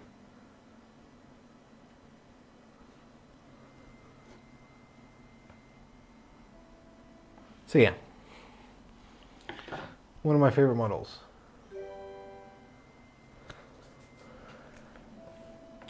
Dude Claus, thank you very much, dude. Good morning and thank you for the honest reviews. Thank you so much, buddy. Thank you so much.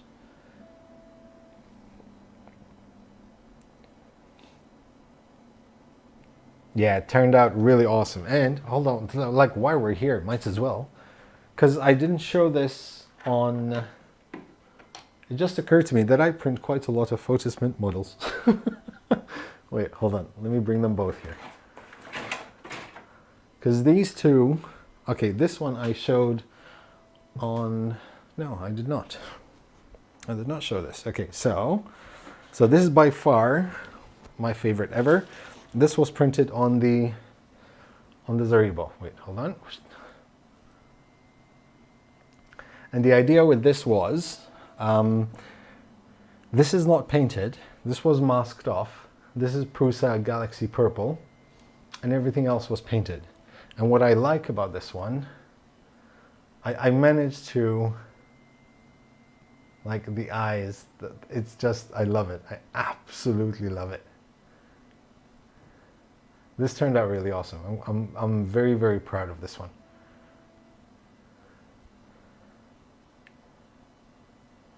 And I feel like this has turned into a Photos Mint sponsored episode. And this is also on the this was done on the Zaribo as well. This has no post-processing though. It's just painted after being printed. It's done really awesome as well. And the green, see, with the little grass. So yeah, this is what I do to relax. Right, Fotis, I will send you my bill for advertising later.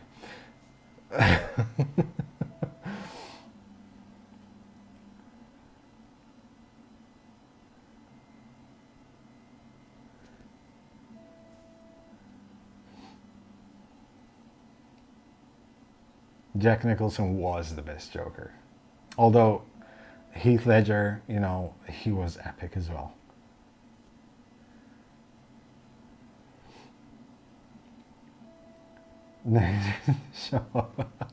See imagination to form. What air compressor are you using there? Can you take a guess at the dB level when using it? You'll actually, okay, you know what? I'm gonna switch it on. Like right now, it's switched on. I bought this compressor specifically because it was relatively low noise. And apart from that, it has like a chamber in it. So after a while, it just stops and you still have air, which is compressed air, which is great. So it's not that loud. It doesn't bother anyone. And I can stay spraying even when everyone's asleep.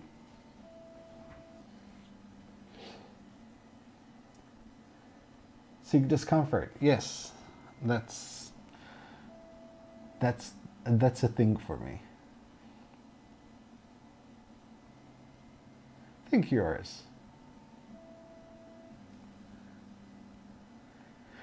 With airbrushing, I honestly speaking, I prefer when I'm not recording because I just, you know, relax and I do it for the sake of just enjoying it.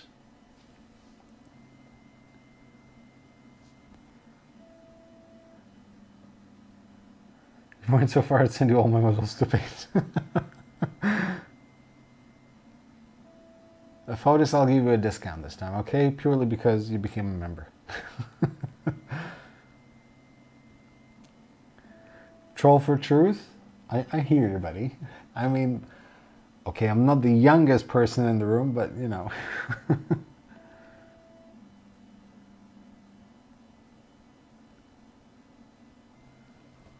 Jared Leto's Joker, honestly speaking, it didn't bother me at all. I just feel like what happened was the character didn't have time to develop in the story. So I think that was the problem, you know?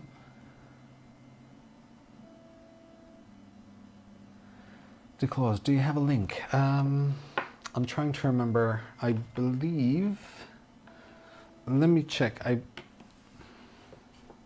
I believe I bought that on eBay. I think I bought that off eBay. Most of these compressors are the same. I tell you what, Claus, if you have Twitter, send me a DM on Twitter at 3dmakernoob and I'll send you the link. Or send me an email, 3dmakernoob@gmail.com, and I'll reply with the link. Because I don't have the link on this laptop. I have to go on the other computer.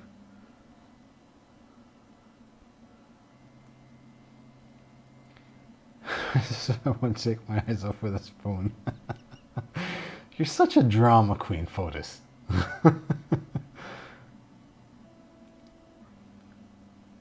And take care, Fotis, and the rest of the chat. Thank you very much, WFO Writer. Okay. First I was like WF or writer.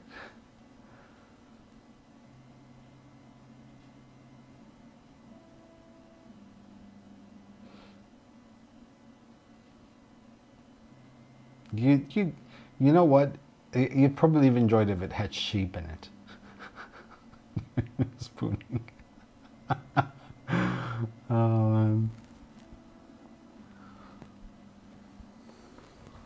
38 minutes away.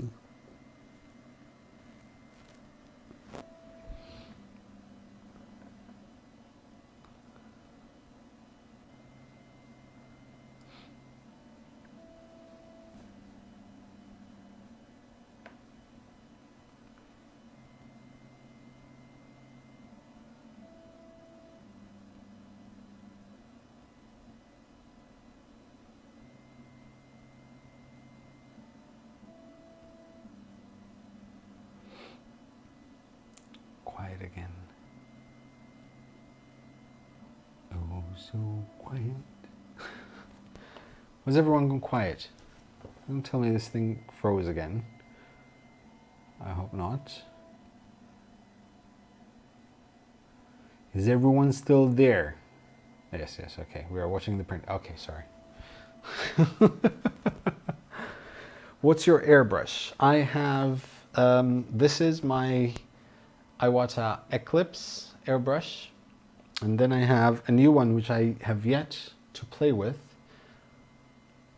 I forgot the name. Hold on. Because hold on. It's my Infinity. Okay, okay. This, I have yet to use it. Hold on. I have yet to use it, but I really like this. And I bought this. Of course, why would I open it the right way up? It's a gorgeous airbrush, like really beautiful airbrush. It's ultra fine detail. It has dual cups here. So you can use a bigger one if you want, different size needles inside.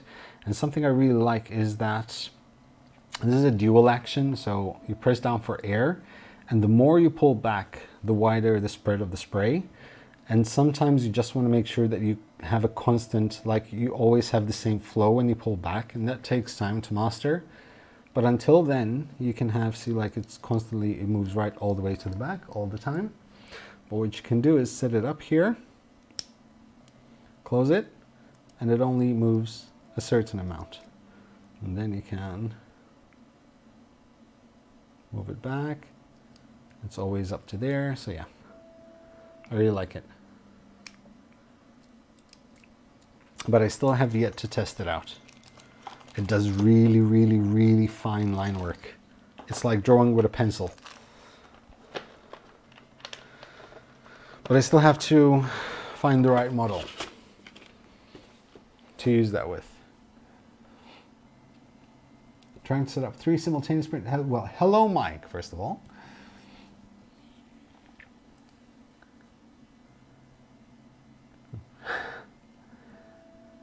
But it printed.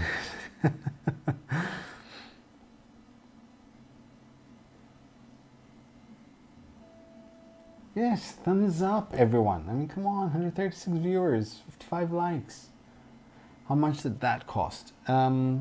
This, I believe, was around 200 euros.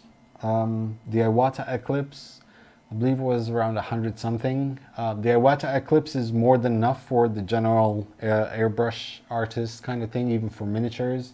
This will just give you much, much more detail. This is a bit overkill. Then I have a Badger one. It's single action, not dual, which I had bought for like 70 euros, I believe. The tip replacement is usually, hold on, I can show you. So the tip replacement is relatively easy because all you do is just take this out. You just remove the needle. Needs a bit of a clean.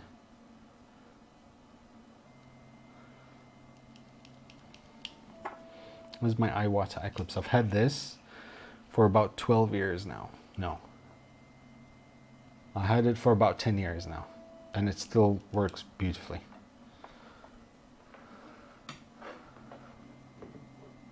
That's one of the fewer brushes I'd definitely recommend.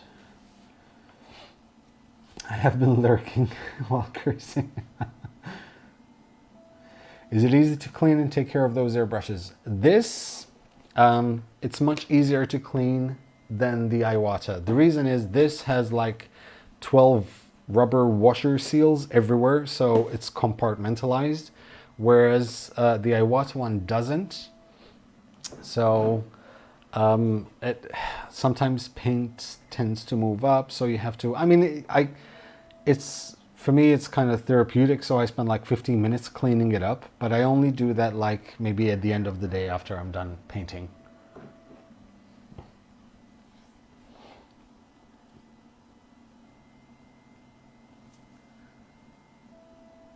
Oh wow, 20 years. If you had an extra 1,000 to spend and you already had YouTube production gear, FDM 3D printers, and a relatively sparse workshop, what would you buy next? A laser cutter. That will be my next big purchase. A laser cutter, like a CO2 laser cutter. It's definitely going to be my next big purchase because that's going to be the only tool which I won't have in my shop.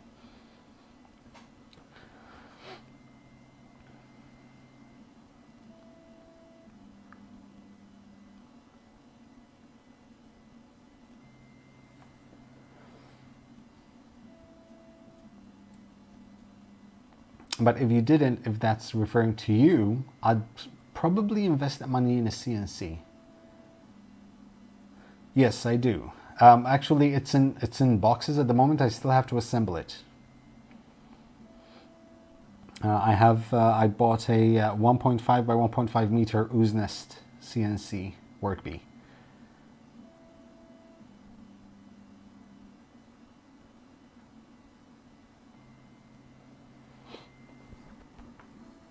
And this should be ready in about 30 minutes, just FYI.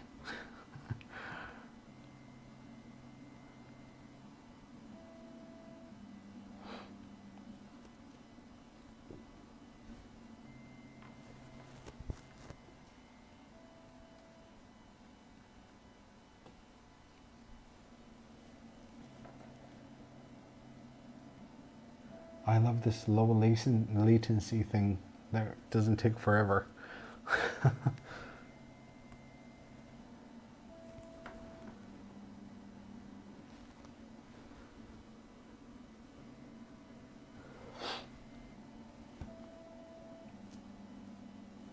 Laser cut assemblers, they don't last long though. I mean, it all depends on what you buy and how much you spend, of course. With £1,000, you're very limited in what you want to buy.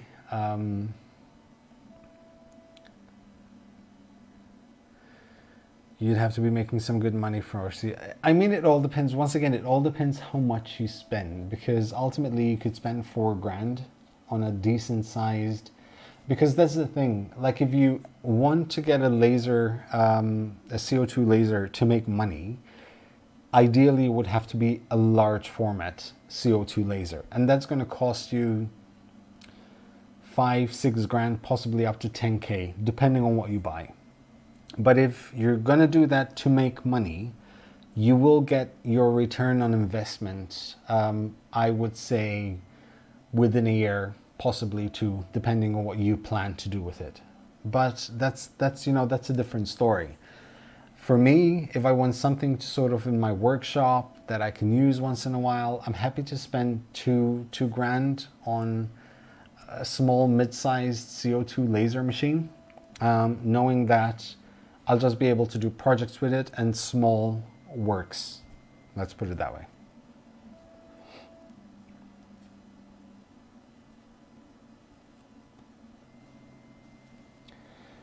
Is it something like a Carvijo with a DeWalt on it? The CNC, yes, it's like the X-Carve, but it's 1.5 by 1.5 meters.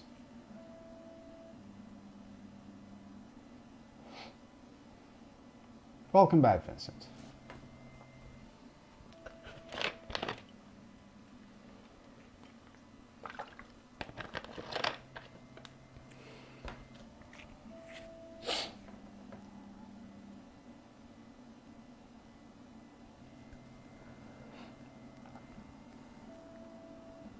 We're at 76%.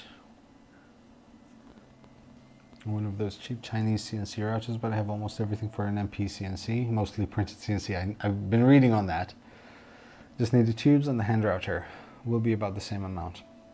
Yeah, to be honest, so Uznest did not have the DeWalt router in stock, so I decided to buy one on Amazon, and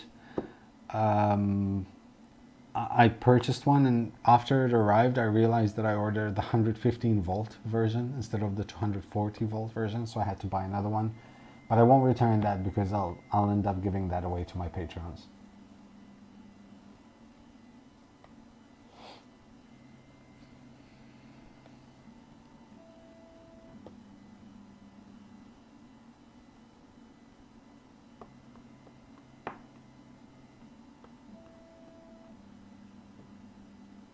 Yeah, I understood with the DeWalt or DeWalt. I have a tendency to call it DeWalt, but it's DeWalt. It's an American brand, I'm guessing. But for some reason in my mind, it's a German name. I don't know why. Are you giving the Elegoo away? So here is the thing. I would love to give printers away from here, the ones I have. I have an idea of, because I used to give away free ones to my patrons, the ones I review. So what I will probably end up doing is finding a way, finding a partner, someone who sells 3D printers, and I'll probably have them drop shipped and I pay for them. It's much easier because it's just not worth the cost for me to ship. It's a hassle to repack, to ship out. It's just not worth it. It's really not worth it. I can sell them locally, and with the money I make, I can just buy a 3D printer and drop ship it from the supplier. And it's much easier.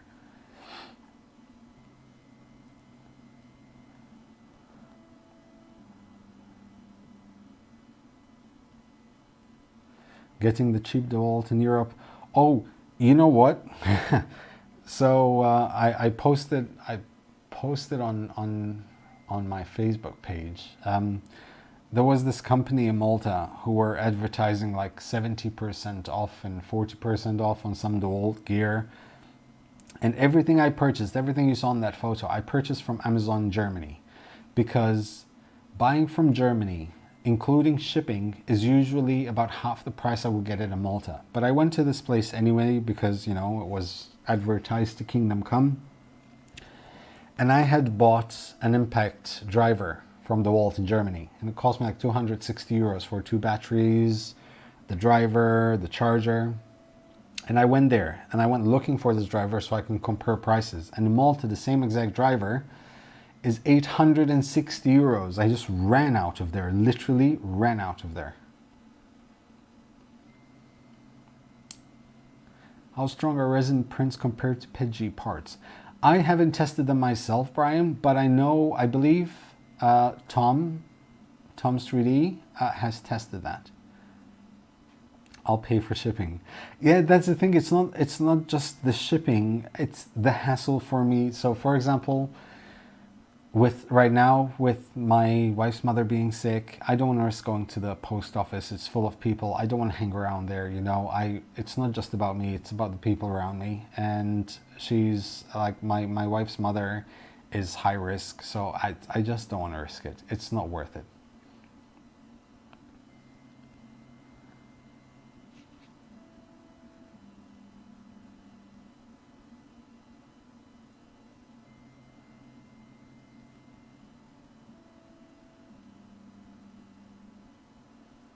It is a huge price change. I mean, personally, in Malta, DeWalt is considered to be like a really good brand. Makita and Metabo are probably the highest brand here. And then there's Bosch and Black & Decker. But yeah.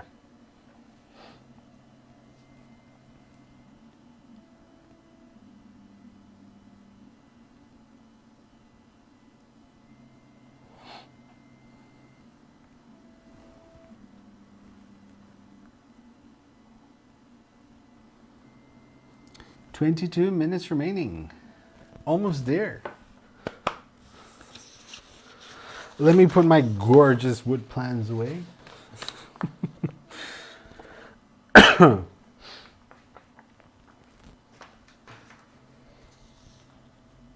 have some surgical masks, which I can put in my car. Because now, as of, it's Malta now, it's required below whenever you leave the house, you have to have the mask on. It's about time, but yeah. In Malta, second hand, you buy it more expensive. Yep, agreed.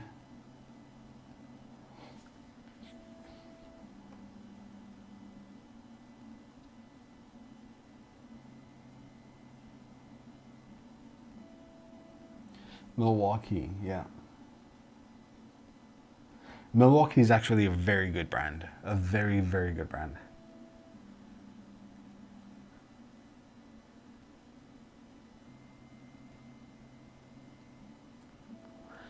You too, Nectary Designs. Thanks for coming by, dude.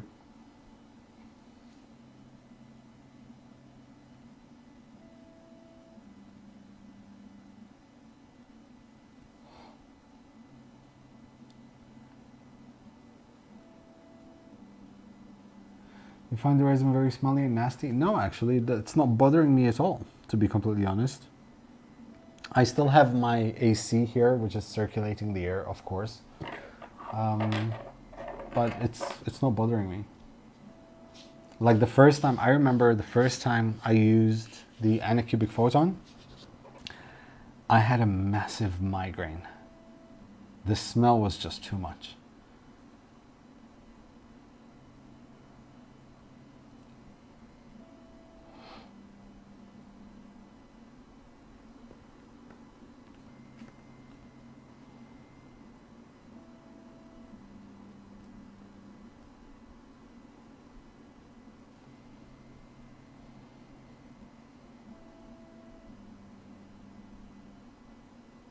Hey, Robbie. Aw, buttercups. Aw.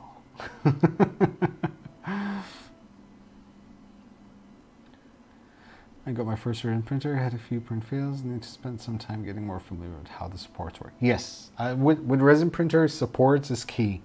And it works similar to FDM, but very different at the same time.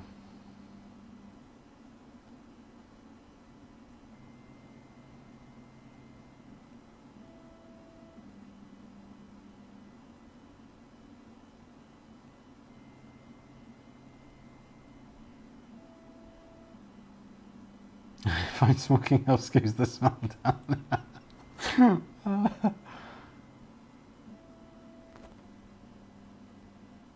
Oh, sorry. A linky reflection. Sorry, I'm fidgeting.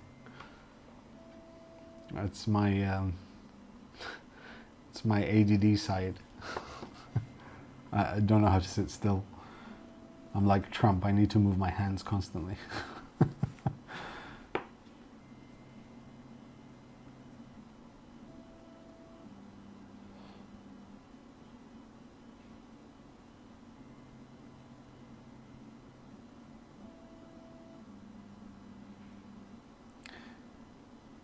If everyone just would wear a mask a big time, we'd get those numbers down, shouldn't we? Some people are so...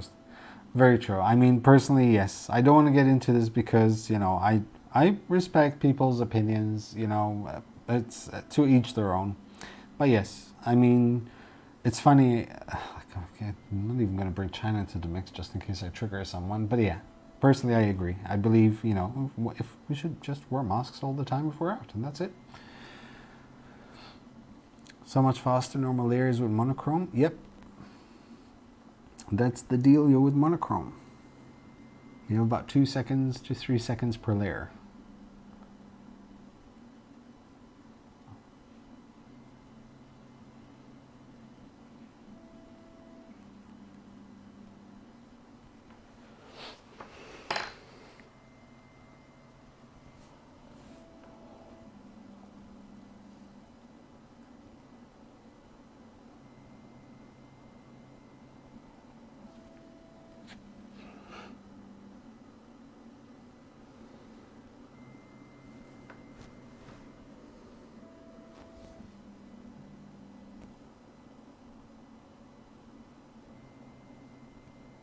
New Zealand. Yeah, New Zealand. New Zealand knows what's up. Like they know what's up.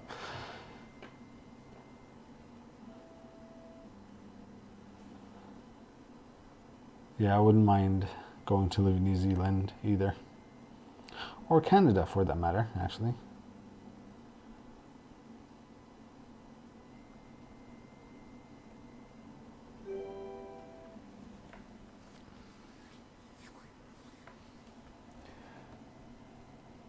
Domenico, thank you very much for the £5, dude. I just realized I hadn't welcomed you back. Happy first stream in a bit, Joe. Happy to see you. Thank you very much, buddy. I've been very busy, and I'm excited for what's to come on the channel. Hey, Kevin.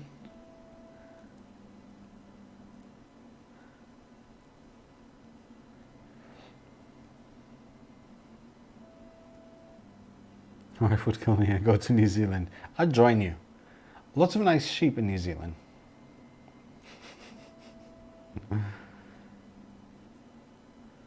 My wife's relatives are from Canada, live in Canada. So yeah, we have an open invitation.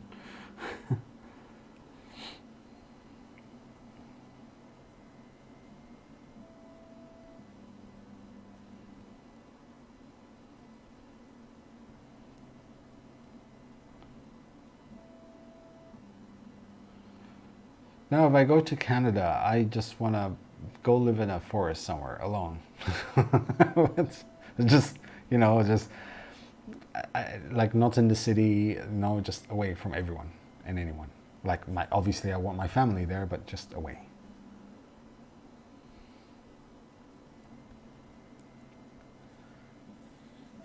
Any resin slicer to check outside of for resin, outside of Cheetahbox?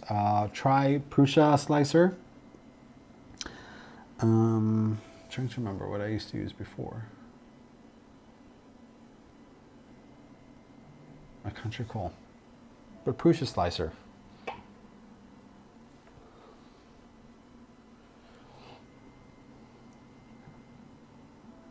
Kevin, definitely. Cheap and easy.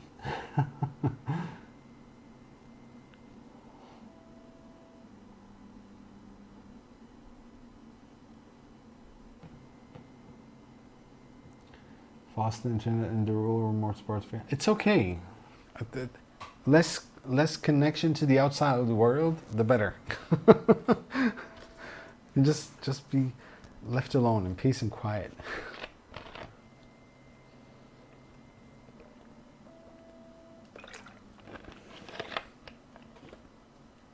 Blazing black beard. It's 9 here. So exactly. And it's not any UPS driver, it has to be one which I will hand pick. Do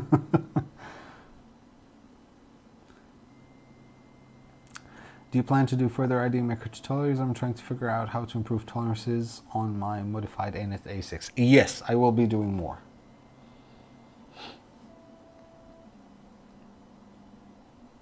Lychee beta slicer. I have to try it out.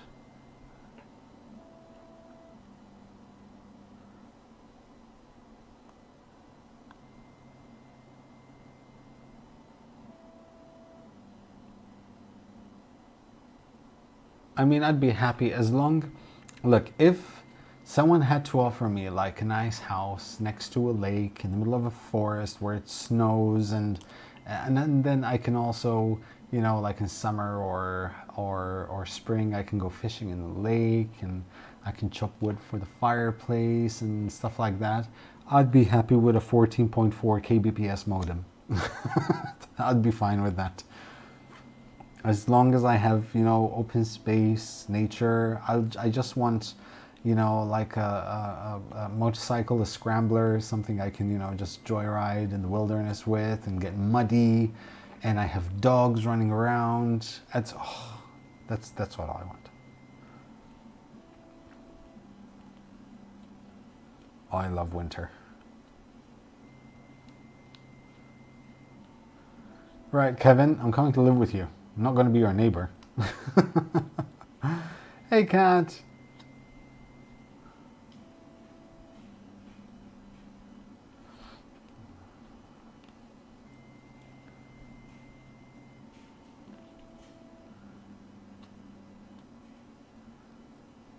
You know, exactly. With a 14.4 kbps modem, people are like, I emailed you yesterday. Like, I'm sorry, I couldn't get on the internet because my wife was on the phone. That's fine. You know, you have an excuse.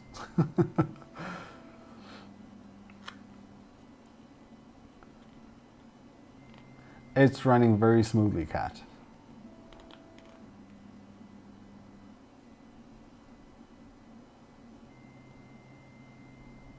14.4 YouTube channel. It'll be the Minecraft version.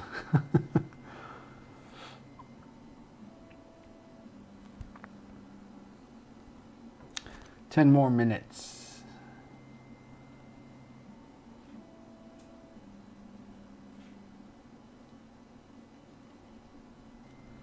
$144p. That's overdoing it. 144p.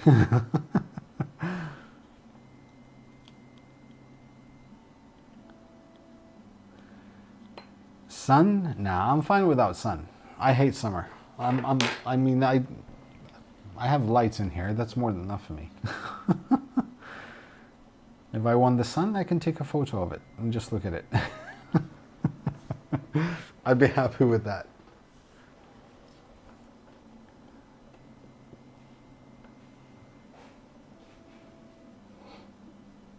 See.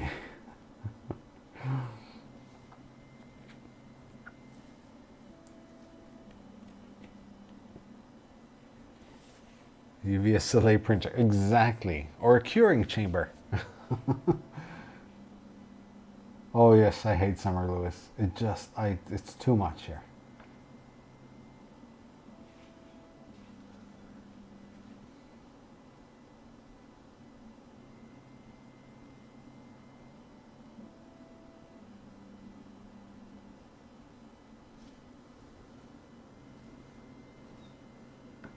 Eight minutes.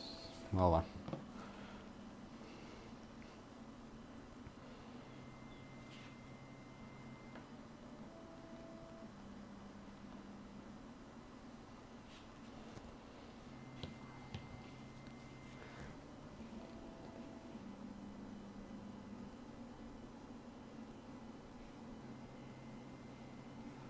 I haven't seen the starlings, to be honest.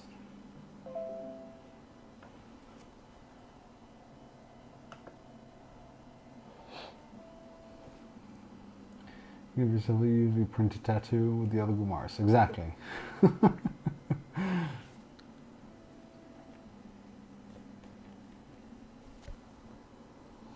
7 minutes to go.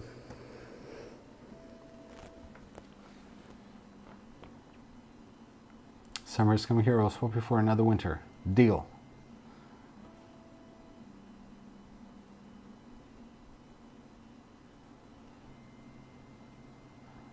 Yeah, Lewis, ACs all the time.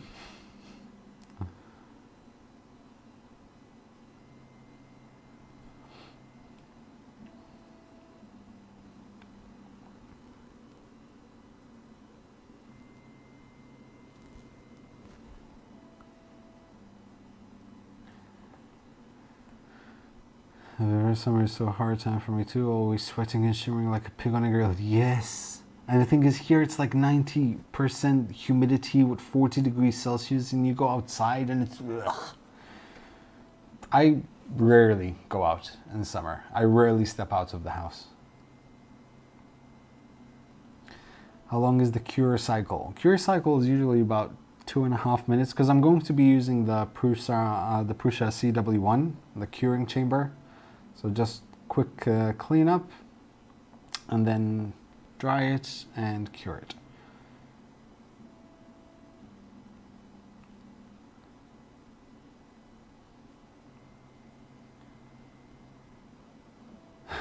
Dead with 35. Yeah, yours.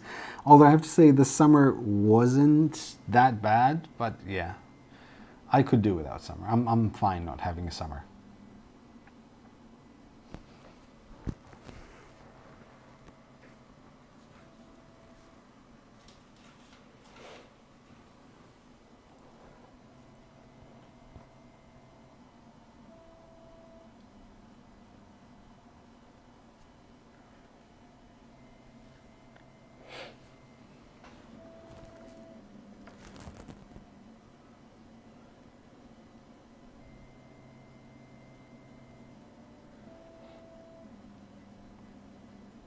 Oh my god.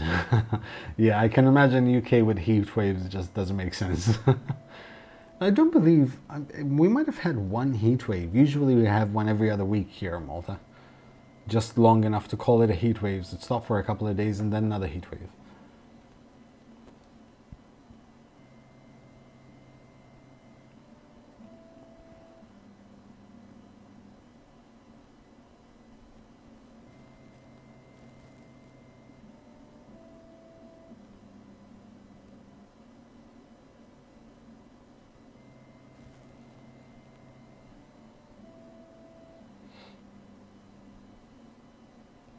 Yeah. I haven't tried the anacubic wash cure resin. 4 degrees Celsius. Oh, that would be awesome. I have my air conditioning on right now, actually, or else I would be dying here.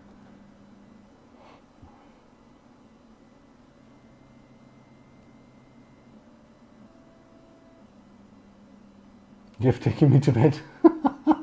Now I understood what you mean. Nice and comfy. How much is Celsius? 70. That's probably what, like 28, 30, 35? Yeah, exactly. Like, you know, it's going to be cold today, and then 9 months later, oh, it's over. That would be awesome. I'm fine with that. See, the thing is,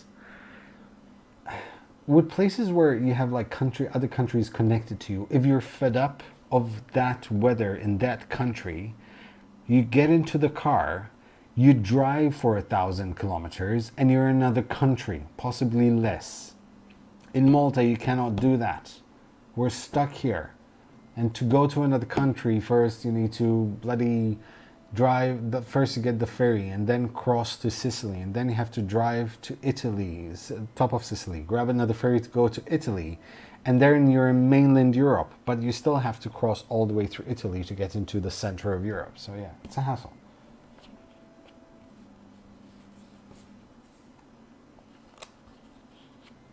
It's entitlement. Shutter Island, exactly. Literally, that's where we are.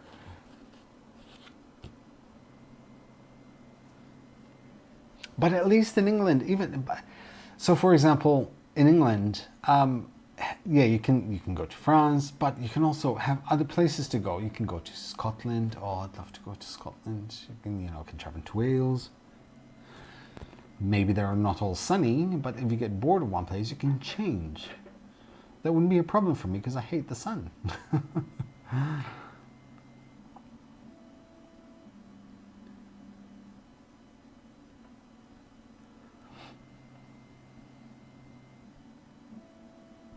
I have to be honest, I've never been to Scotland and I'm dying to go next year if all goes well. We're probably going to fly over to Scotland, rent a caravan and just, drive around the coast of Scotland.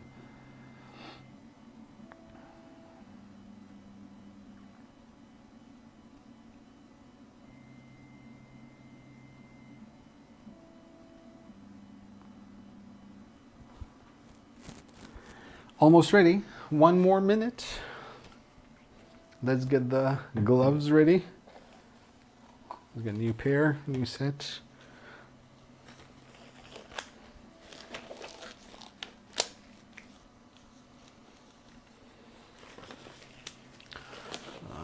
You know what? Let me put this over here. Just for the sake of having something.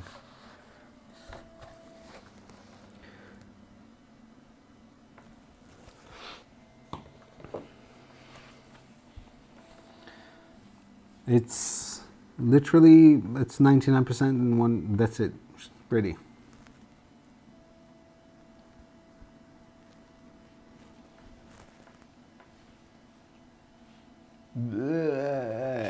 Ghoul.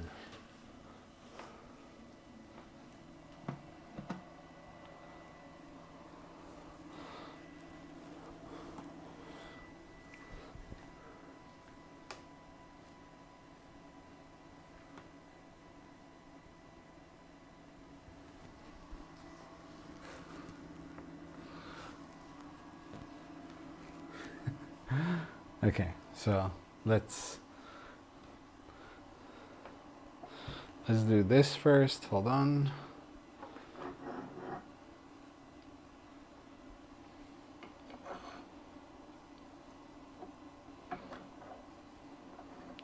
So I'd assume that this goes in here. Let's get that's locked in there, right? Oh, I don't trust this. There. Add that drip a little bit.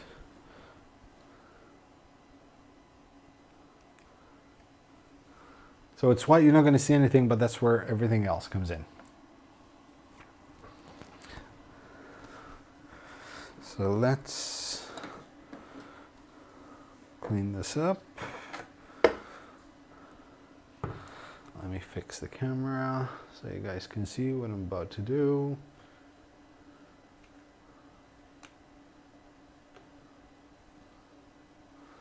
There. Right.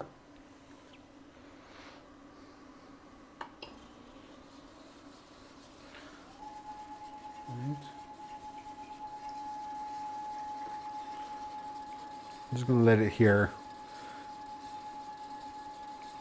Basically what's happening is the washing thingy is turning. There is a magnet which kind of has like a spinning thingy here which circulates the IPA in there and cleans it up. It's a bit orange because the water is orange, but that's fine.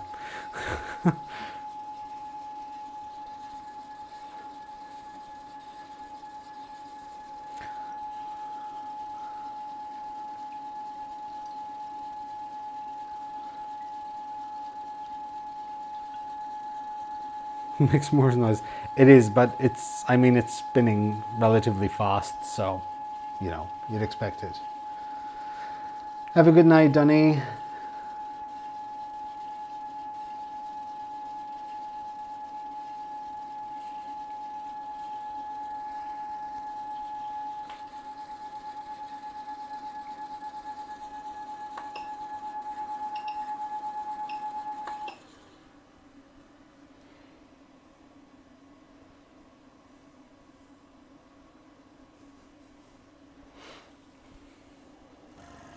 I'll try something very quickly.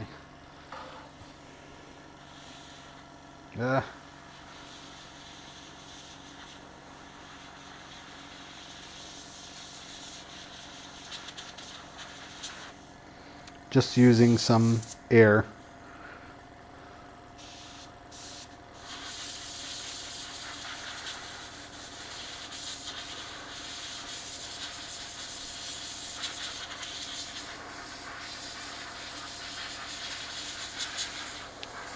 To dry it off.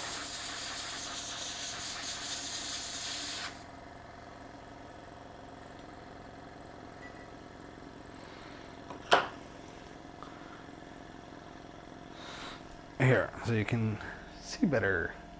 Wait, where are you? Whoop. Now, just give me a second. We'll clean it a little bit more.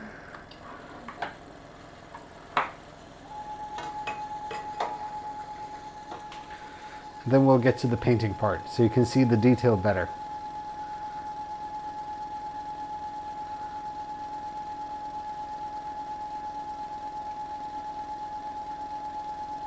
It is a Prusa cleaning and curing station.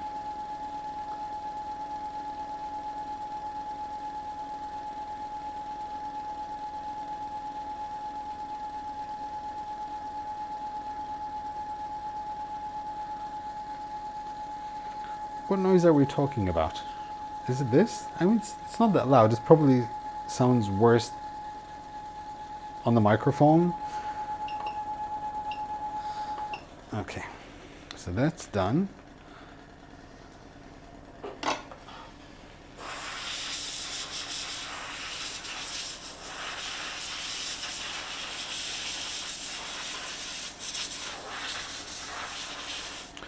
Next, we will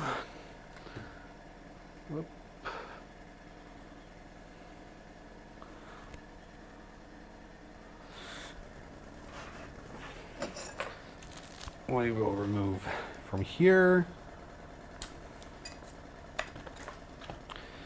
Okay, just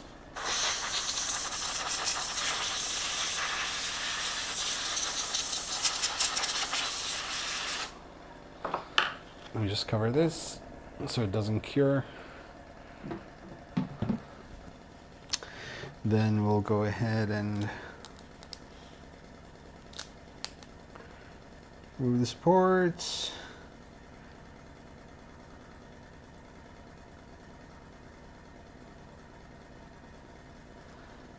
Okay, now we can put it in the curing chamber. You can just remove this, put it there for now.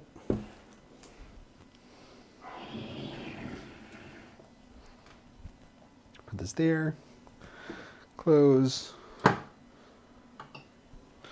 and it's going to dry and cure.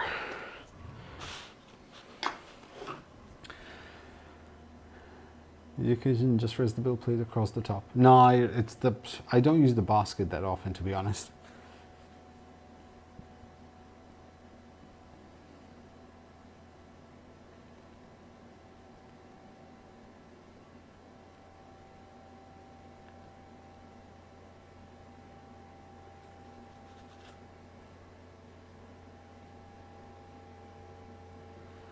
Yeah, the supports came off quite easy. I mean, they're light supports because it was a relatively small model.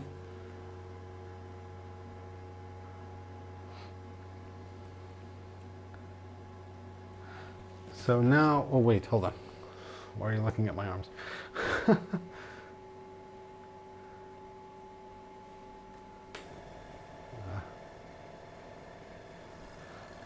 can switch that off for now. So first it dries and then it cures. Yeah, Chris, the profile worked perfectly fine. Thank you very much.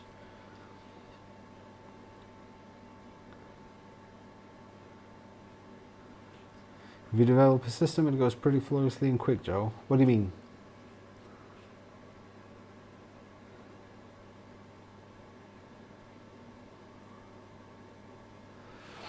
Okay, so let's get this ready.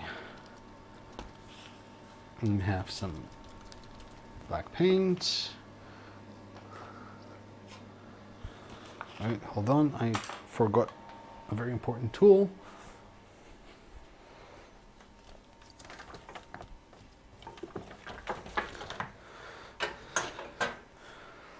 Because whatever we paint needs to dry quickly.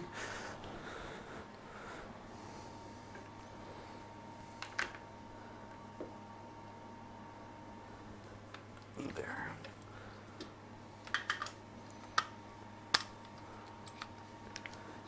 So that goes here.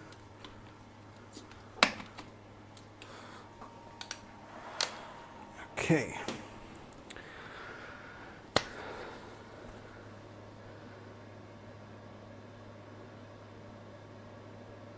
That is new on a channel like this. I've done print and paints before on the channel. Joe, is it difficult to buy IPA in Malta? No, there is a place in Mariahell where you can go buy IPA. I forgot the name, but you can buy them. I buy them in 5-liter jerry cans.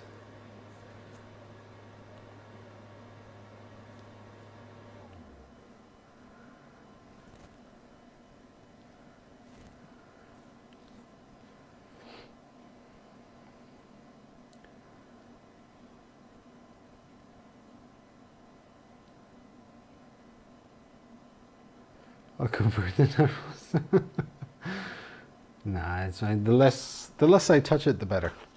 Put it that way.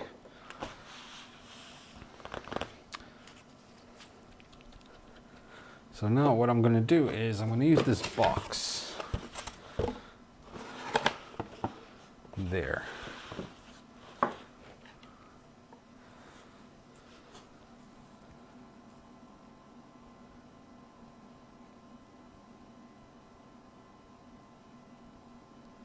I mean, you can make curing chamber easily, but this works really, really well for me. I really like the Prusa curing chamber.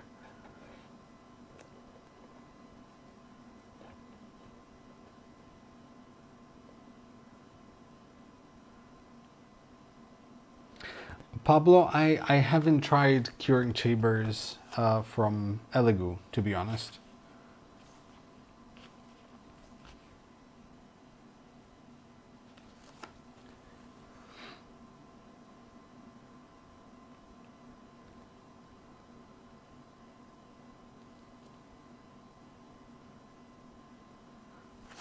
All right, so this is what we're gonna do. We're gonna use this as kind of like a small paint booth, so I don't.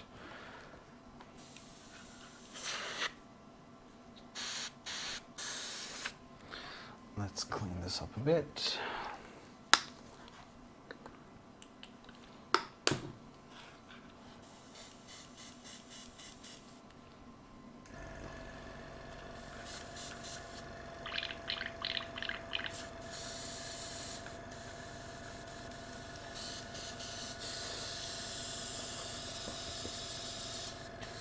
This is just cleaning solution. It's water based, just FYI.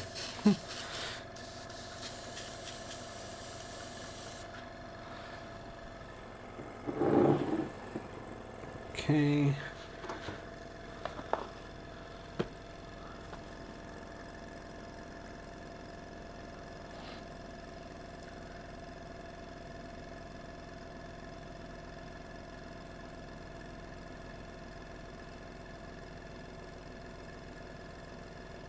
Why not, Blazing Blackbeard? Go for it.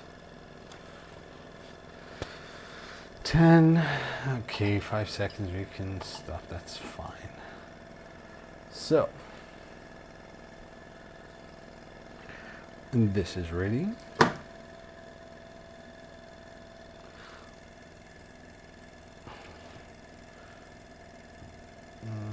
No, there. So, I need, hold on, because I need something to hold it with. I just need some blue tack, which I should have somewhere here. And we can use this, that's fine. Just a second.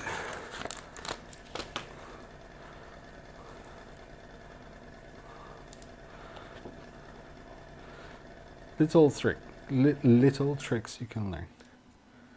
There, so that goes there, and then we put it there for now. Grab some black paint, just a few droplets.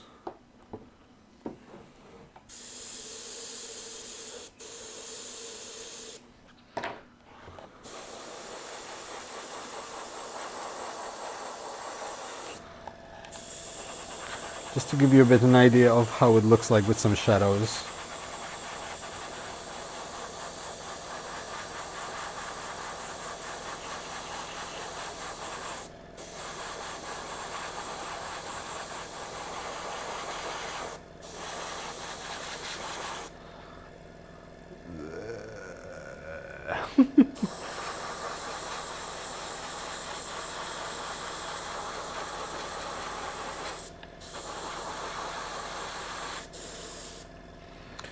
Paint. No, I want a paint gun. It's awesome. Having a paint gun is absolutely awesome.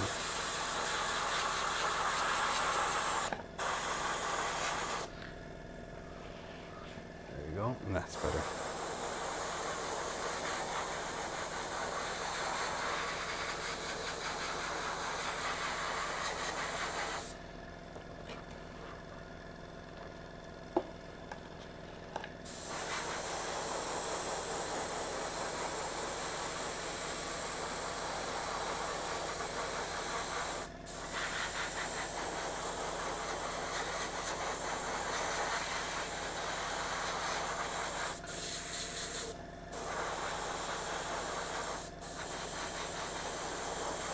It's very important, very light coats, because this is like a miniature version, and you don't want it to hide all the detail.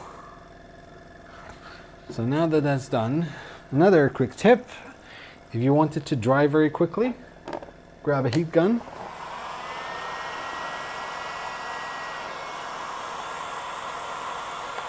And just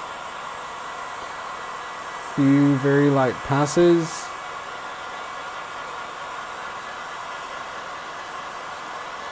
That's it.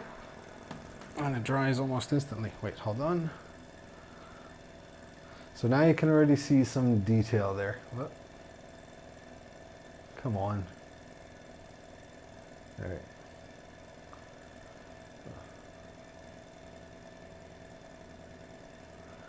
Nice. Like, that is really cool.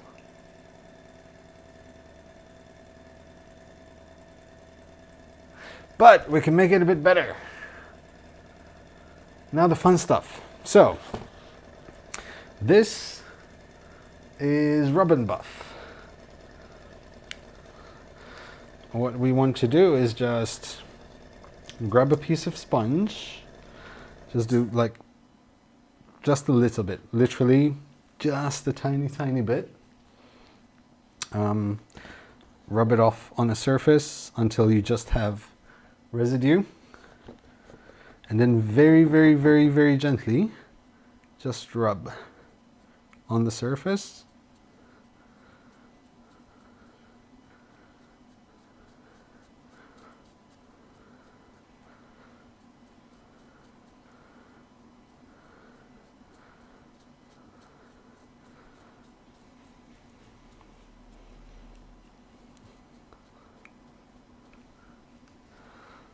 Right, hold on.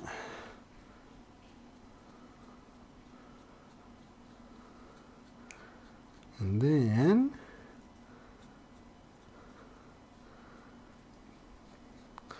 just make sure you get the highlights.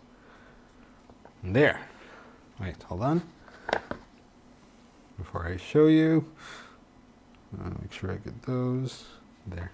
Okay. And there you go.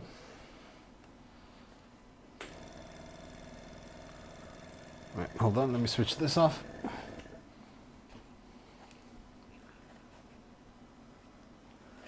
A bit more. There you go. Look at that. How freaking awesome is that? And how simple is that? That is so, because it's just black base coat and then you buff it.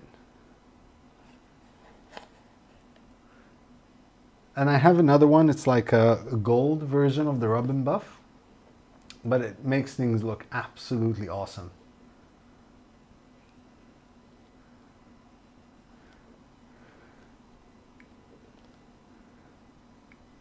Exactly, it's literally a 5 to 10 minute kind of paint job. And you don't use a lot of this, because these tend to be quite expensive. This is, I believe it's about 15 euros, but you just need just a little bit.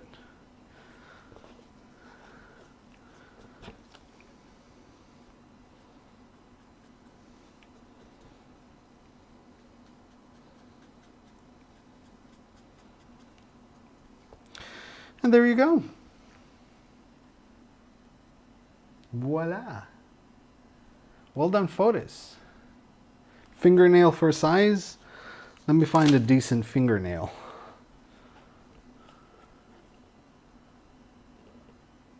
Fingernail for size.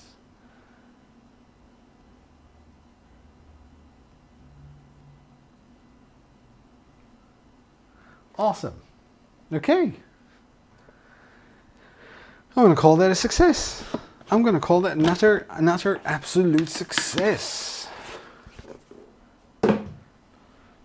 Let's give it a good view. So there you go. That is the first test print on the Elegoo Mars Pro 2.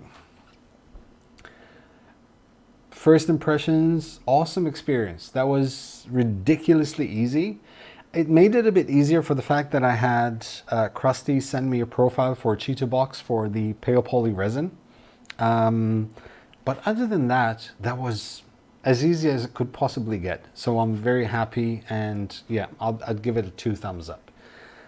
Also made it easier because I have the Prusa cleaning station here, which also makes the experience much more pleasant. But yeah, this is definitely a success. So I love it. Here, let me give you one last good look. Let me see if I can zoom in further. No, I can't. Can I go here? Yes, I can. There you go.